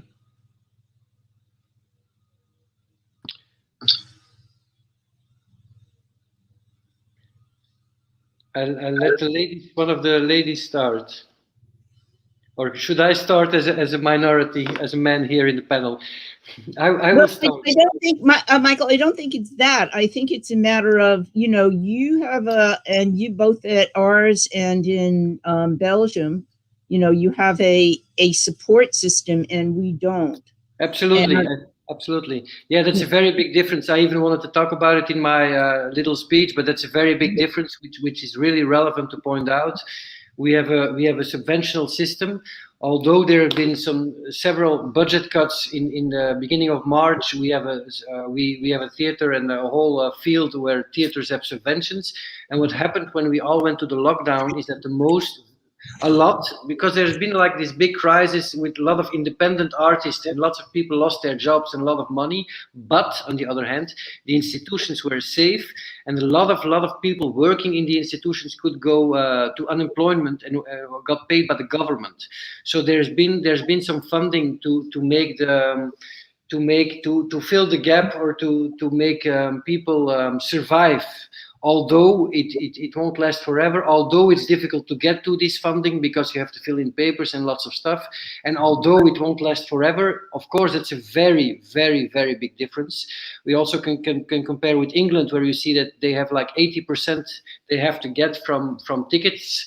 We have to get like 30 and a little bit more percent, which means that the subventional part of the culture was more safe and could survive this very difficult period. That's a fact. Okay, well, I'd just like to say something. Maddie, can you talk about Live Lab and how that was built from the ground up? Sure. Yeah, Live Lab is an open source browser-based media router for collaborative performance that Culture Hub has been developing since 2015. So basically, the story is that Culture Hub was founded in 2009 to explore a deep relationship that La Mama and the Seoul Institute of the Arts, New York and Korea had, and ask the question, how can we use the internet and emerging technologies to deepen this relationship? And we were experimenting in the earlier days with hardware systems, very expensive hardware systems that worked really well, but then, you could only call one person up, and so it was very limited. And then we were working with, things like Zoom, or it was Skype then, but and we were frustrated with the limitations of how it flattened all the media to one plane, how you couldn't customize it based on two different locations, and the goal really was to have people in two separate physical locations in theaters, and say, I want Sarah's video feed to go to the TV in New York, and in Brazil, I want my video feed to be projected on the ceiling. So having very distinct needs and wanting different audio routing so that it's not all coming as one package. And so we started experimenting with Olivia Jack, who's a creative coder. She started working with us to develop a prototype and then a beta version of Live Lab, which we've been developing at a much more rapid, we got a kick in the butt during the pandemic, because all of a sudden everybody is a remote collaborator, and we all need to traverse this border of the home in order to work together. So it was a tool that was originally developed for to be integrated into a physical space, to open up a window to another world in the art piece, because that's present for us on cell phones and on our computers. It should be present for us in our artworks as well. And then here we are, and we're working on it as a remote multi-location system. So I just want to add to that Culture Hub is giving free classes in this technology, so anyone around the world can learn it. And Sarah, you've been working with Jack Trip and IPv6, which is high-speed research fiber optic networks, for decades. And that completely circumvents any power structure at all, except the research network backbone. So can you talk about that a little bit? Can't hear you, Sarah. You're muted on some level. Okay. Good. Okay, no, I can hear you. All right. I also wanted to say I do agree with you. You were mentioning earlier about the dramatic shift in New York City, and I hesitated to answer because there's really a lot of unknowns going on right now. The institutions are closed, and it remains to be seen which ones will open again, and will they be the large institutions or the smaller venues, and which artists are going to be left here when things open back up. So I think there's just a lot of unknowns, and we have to keep innovating as we go here. So as Ellen was mentioning, I have been working for decades in this field, and primarily using high bandwidth high quality of service institutional level internet, which is what we needed to run the technology in order to perform together live in different locations. So one of the dramatic shifts that we have gone through, which is also one of the reasons I founded Down at Arts a couple of years ago, was to try to bring this work more into arts venues and into the home. So this summer, there's been technology, I would call a revolution in our field to have this working at home, and there's been a lot of adaptions of the technology that is still underway. So being able to perform with people in their own individual locations is a much different structure. But in figuring that out, again, as you talk about circumventing these other structures, absolutely, this is happening right now in this work. Thank you. I want to bring in Christina for a minute, but I want to just say one thing. When we did our Dancedemic Art Hack, we worked with Electron in Estonia, and the Estonian government had funded that platform. And that was because the people in Estonia found that Facebook and YouTube were cutting off their content for copyright violations, even if it was the performer's own piece. And they said, let's make our own platform from the ground up. And so now this platform exists and nobody can get their hands on it except Electron letting people get their hands on it. So they've jumped over Zoom, YouTube, Facebook, everybody, as has Culture Hub and has what Sarah has done. So Christina, you know, ours straddles a very interesting road here because it's both institutional but supporting independent artists. So could you address this, please? Sure. So as you said, we are at a kind of delicate border where, of course, as an institution, we are supported in a way by our carriers. So ours is an institution of the city of Linz. So we do get support from the city. We also have a lot of European projects running, which is also something that is often accessible to institutions, of course. But I think where we can now kind of use these structures also is by applying funding in European projects to now supporting the artists. So, for example, redirecting funding that we had been planning to use for events to support them to create new art pieces, which is something that we have done for this Ars Electronica Festival, for example. So I think there are possibilities to find ways to use this institutional funding to now support the artists, which really do need the support the most at the moment. And I would say, I would echo what Michael has said. We do have a support net from the government here in Austria, but the support net, of course, is here for the institutions in a way who have access to it. So I think the important thing now is to really think about how can we really use the funds that are available to us, even though as institutions we also are dealing with stress on our budgets because of the situation, because of like entrance fees that we cannot generate because the museum is closed, festival tickets that we cannot be generated this year. But still, I think the most important thing is to think about how we can use the funding available to support the artists, to enable them to produce work now during this difficult time. Okay, so I just want to say that another difference is we have a very gritty, very long-standing underground and DIY or do-it-yourself culture here. I mean, we have risen up from the ashes before in the 1970s and 80s, you know, with 9/11, which actually today is 9/11, so that's really ironic. And so, you know, there's this ethos here of, well, if no one will help us, we'll help ourselves, okay?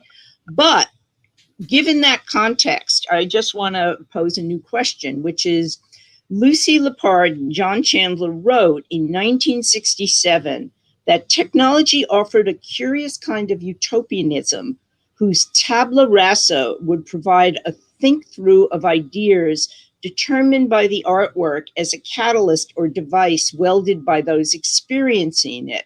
During that time, new technologies were thought of as transformational media when put into the hands of people who broadcast messages of harmony and love. This was in 1967.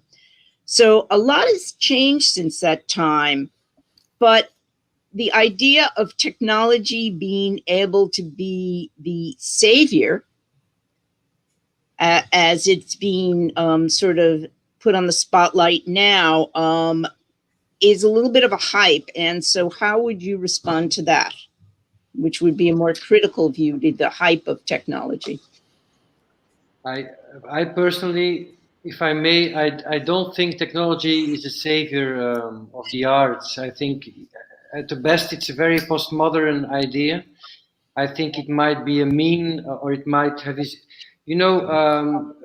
theater performance is a very hybrid art. It's very, we have languages and semiotics coming from all over. For me, like I mentioned in my little speech or in my short introduction, I think that the humanity and the togetherness, even more when we're living, is in.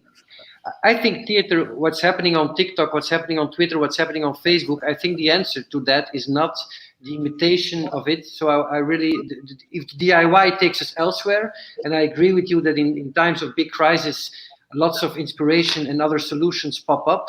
But I think it's in a way of a new way of being global. I think we should not lose the global aspect, but also focus again on the very local aspect of the being together. And I think that's what we've been doing here like the last weeks. We really have to struggle to reopen the theaters. I don't know what's happening now in the States, but in Europe, that's a struggle going on now, how much the social distancing should be. In France, every country is different, but in France, they're going to lift the social distancing very soon, I hope also here, because we have to fight for it, because that was a main issue in Europe, although there are subventions. The planes were open, bars were open, restaurants were opening, but the cultural places were closed. So I think we have to fight for that, that being together and that sharing stories. So I think technology can be a big help for theater. You showed it in the videos, Ellen, just before. I think they are not the only answer, and I think we, in these times more than ever, we need again big stories to share with people. Okay. So, yeah, Maddie, please, because you deal both in tech and in real theater. Yeah, and maybe perhaps art is the savior of technology, not the other way around. But I think at Culture Hub we have a really strong belief. I think part of it comes from, so the fact that so much of the technology that we're using is generated from a corporate structure. So it's treating the people who are using it as users and as consumers. And there are previously mapped out ways that we're supposed to engage with it. We think it's some artists, not all artists, but some artists' responsibility to engage with that technology and perhaps even imagine new technologies that do things that the people with the most power wouldn't have expected. And that can be both a symbiotic relationship. It can create new possibilities for technology, imagine new technologies, and what we hold is that it's also a highly critical relationship. So artists are there to be critical of all aspects of society, and technology is included. Technology shouldn't be considered the final plug-in, which theater, I come from a theater background, and we do rehearsal, we do writing, we do everything for sometimes 3 weeks, but then you tack tech on right at the end. And we try to think of technology more as a collaborator, because it is so much a collaborator in our daily lives as human beings. And it is how we connect with so many people and so many stories that are real life stories and media. And I also think that right now, technology is, the way that we're using it is crisis management. It's not sustained, it's not sustainable yet. and we need to fight to not only bring bring theater back and bring live arts experiences and interactions back, but we need to figure out how technology is going to sustain us as a local ecosystem and a global one, because there are going to be more crises. There's going to be more reasons that the borders can get shut down. Now that the powers that be have flexed those muscles, maybe it's going to happen more often. Or, climate change. It's real. We can't fly every other month. I don't want to sound so depressing, but technology is going to need to be a part of the solution here. Yeah, and I just want to say, Sarah, you've done concerts with the United Nations for peace. I know you've really done a lot of work around peace and technology for a very long time. So how would you talk about that? Yes, well, that is one of the positive capacities of technology. For example, when we were doing those concerts at the United Nations headquarters and connecting with musicians in other countries, it was also for diplomacy, and that the arts have their own inherent diplomacy, right? In addition to politics and other means. And I think that's one example of maybe a way you can think about this time, is that we could realize even more fully what the positive aspects of technology are, and then reintegrate that when we're back also in person. Okay, thank you. And Christina, what would you say about that in terms of, because ours has a very long history and probably started around the time of techno-utopianism. Yes, definitely. I think that especially in the community of artists we work with, there are a lot of critical perspectives of the underlying power structures behind the technologies we use. So it's a topic that we address in the festival as well as in the Ars Electronica Center through working with artists that have very critical position on these topics. And I think especially now we are at a moment in time where we really have to question how we apply technologies, how we develop them, who develops them, who programs them, who has the kind of power behind what we are using every day. And I think especially during this crisis, we are also kind of seeing really what the limitations are of the technologies. And I feel like there was maybe a sense of complacency that technologies are saving us currently in a way. But I think now we are seeing even more that it's not the case. It's urgent to be critical, to question them, to question who's setting up the structures, who's building the frameworks. And for me, the artistic practice that I think we are all working with, the artists that we are working with, are really critical in highlighting those topics and challenges. Okay, so I'm going to just jump in because we had a question. I'm going to read it and I'll address it first, and then if anyone has something to say. So is there a way to create a platform that allows people to feel they're in the same room as split squares? Well, I'm going to take that on, and I'm not going to talk about virtual reality because that's a way to talk about it. But what I'm going to say is that the Electron platform that we used, what we didn't show you because we edited it, was there was lifetime audience interaction of both chat, visuals, and there was a feature that we wanted to implement that at the last moment technically we couldn't, which would be a emotional recognition feature, because the team was working on it, of the audience's reaction. So lifetime, the feed would also show the audience is happy, the audience is interested, the audience is bored, with anonymized data collection. That feature just wasn't ready by the time we launched. So that's one thing. The other thing is, you know, there's plenty of work done in virtual reality that answers that question.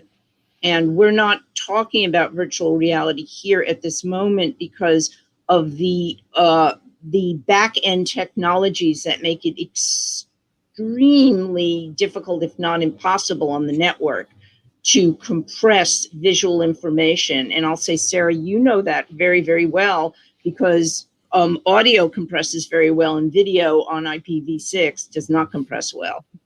But, you know, if anyone else has anything to say about that, please jump in. I can add that I've been thinking about this topic for a long time, and it's interesting because audio, you really can hear it all together, and you can perceive that that is happening together. But in the visuals, you do see the separation, and you know, some of those solutions have been explored in virtual reality, and also through video art. So there's, but I think this is definitely an area that we need to develop further. Yeah, it's around compression, actually. That's the problem for the viewer in Chicago, is that video, at this point, it has to be compressed to be sent over the network. And as you could see from what we showed you with Electron, that was a live video feed of both live manipulation of the background, live biometrics, and live performance. That was all live. That wasn't pre-recorded. I mean, what we're showing you is a recording. And that was about as much as we could do. And we really worked for 3 months on the network infrastructure between New York and Estonia, mostly, because we had to work on the back-end network to get that to work. And it was extremely difficult because we didn't do it over IPv6, the high-speed fiber optic network. We did it over normal internet or bumped up internet, but not fiber optic. We couldn't go to fiber optic for many other financial reasons. So that's the real issue, is that networks, maybe with 5G, that will change. But at this point, networks can't handle it. And Christina, if you know something I don't, please share. I definitely am completely on the same page. But I've just, what I wanted to say is that this has really been one of the main topics that I have been discussing these past couple of days with partners, as we've taken the festival completely online and or not completely online. There is still a physical exhibition here in Linz, which is for our regional audiences and not for our international community who cannot travel this year. But a large part of the festival has in fact moved online.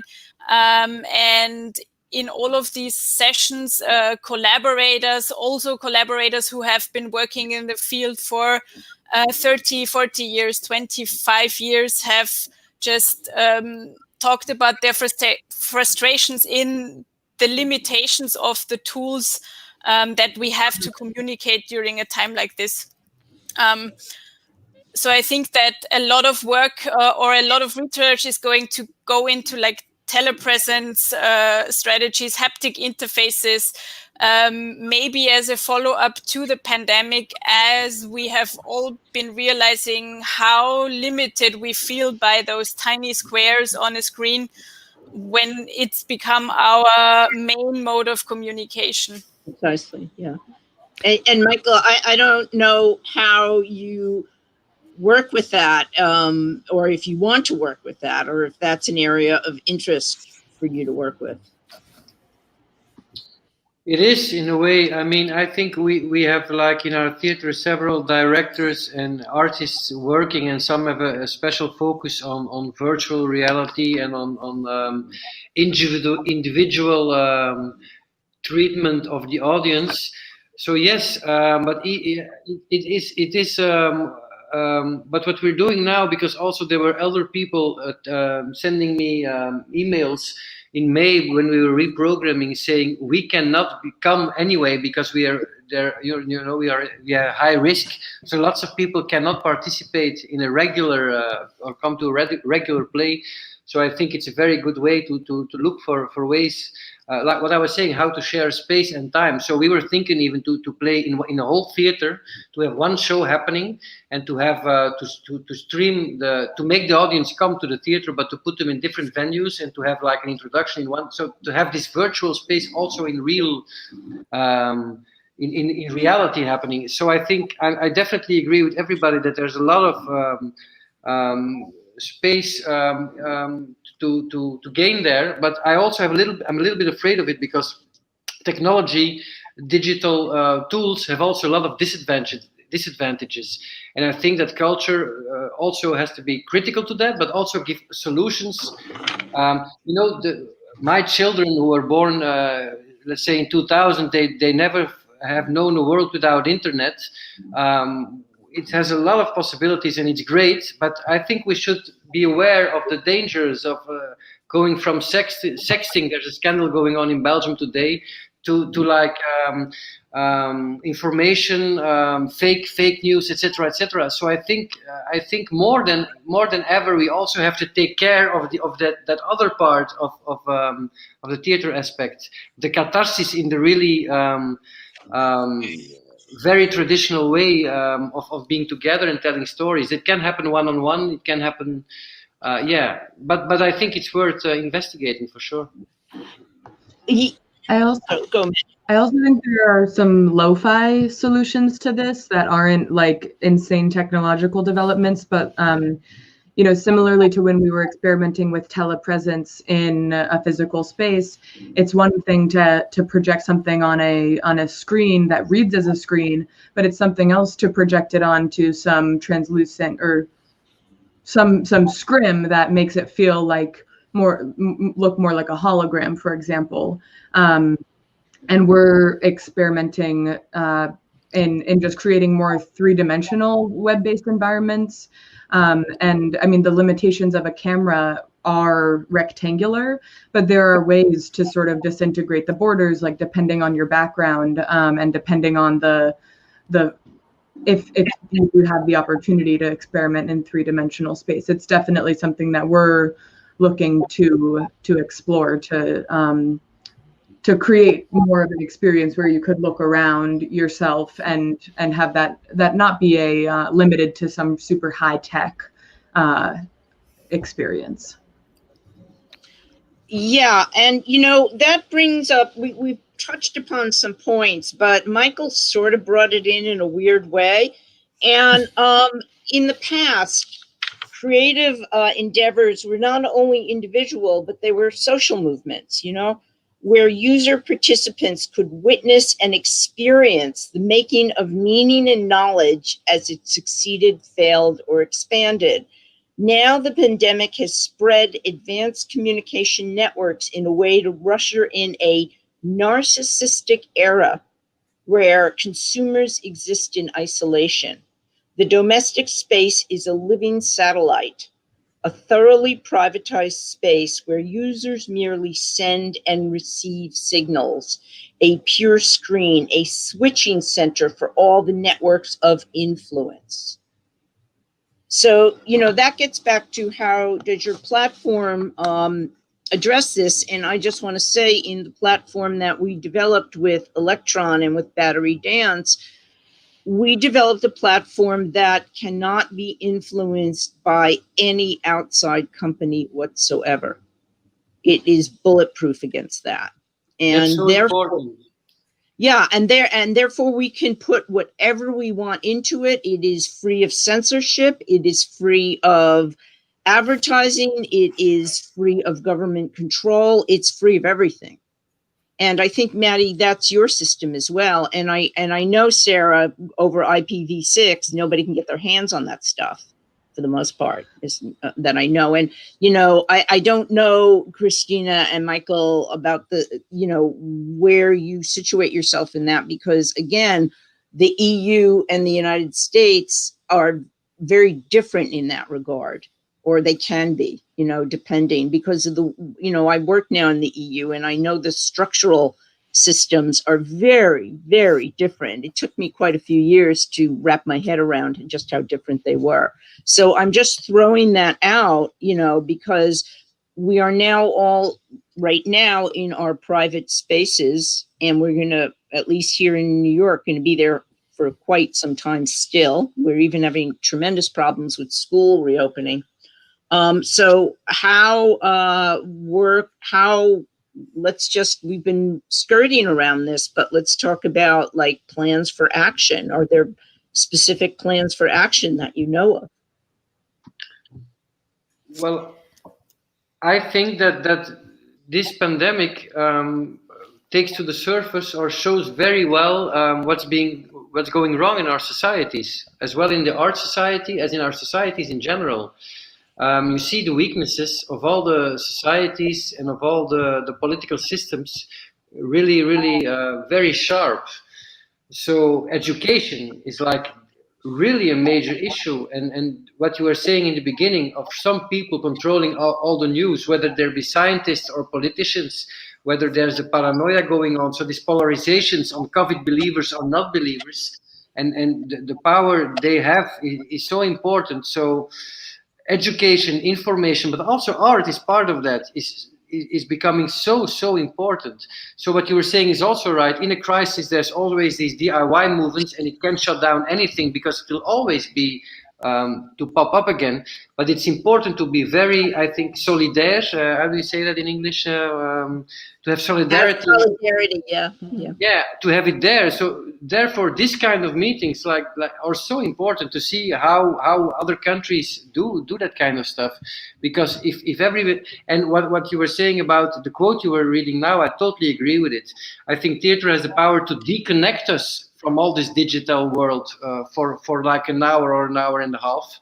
So deconnection is very important. Deconnection and being together. So I think we should fight like we were doing in Belgium. I think it's all over Europe now, to reopen schools, to reopen education, because it's too important, and to reopen theaters, to reopen also theaters for schools, and to put all our energy in creating safe spaces, but in a new sense, or in a new meaning. Safe spaces as being COVID-proof spaces where we can deal with the audiences in a safe way. I think that's very important.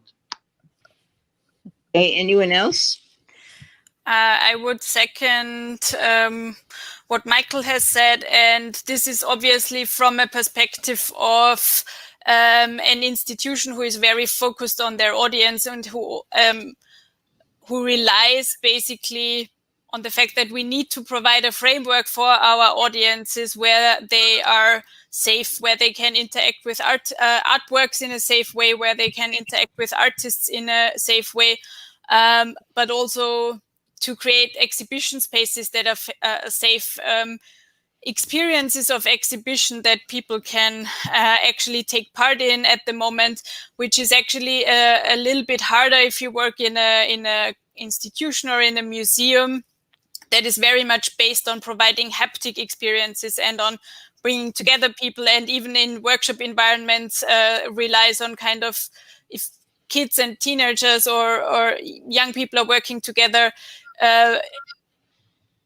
it's usually a very non-COVID proof situation. So I think for us, the huge next part will be to find ways of how can we still be a platform for our audience, both for the festival audience, which will be more tricky, I think, as we are going to see the next year unfold, but also for our regional audiences, where we have a very strong network, as I was saying, of schools and educators and teachers, but also artistic community here in the region who are using some of our infrastructures. So I think that's going to be the challenge, or that is the challenge that we are working on at the moment. How can we provide space, safe spaces, be it in the festival context at the moment or in the museum? So that's what we are going to work on at the moment. And that's what's going to be our task, I think, for the next year, to kind of refocus ourselves in this new situation that we find ourselves in. And I think, again, here we have to say that we are in a very different situation than you guys are in the US. So we have, in fact, been able to reopen museum in a limited capacity for tours, and we've been able to create some spaces where we have brought artists back into our spaces, where we have brought the audience back. So I think that's also important to contextualize that we are in different kind of situations at the moment. But I see that as one of the challenges that's going to be part of our work next year and as we end this year. Yeah, there's a lot of initiatives Ivo, the producer here, was bringing up about AR and VR and HoloLens and so on and so forth. And the thing I want to say in terms of a sort of New York attitude is just look what Facebook did with Oculus, and how you now have to register to use it and it tracks you. And that should really send some very chilling and very wake up and smell the coffee, because that is the bubble for techno-utopianism right there. And the platforms that Maddie and Culture Hub and Sarah and now Nets Arts and what we developed at ThoughtWorks Arts, Art a Hack with Electron, are completely removed from those systems of control, completely. And I think when you talk about responses to COVID-19, quick artist DIY responses, these are three really great examples of people with the know-how and communities.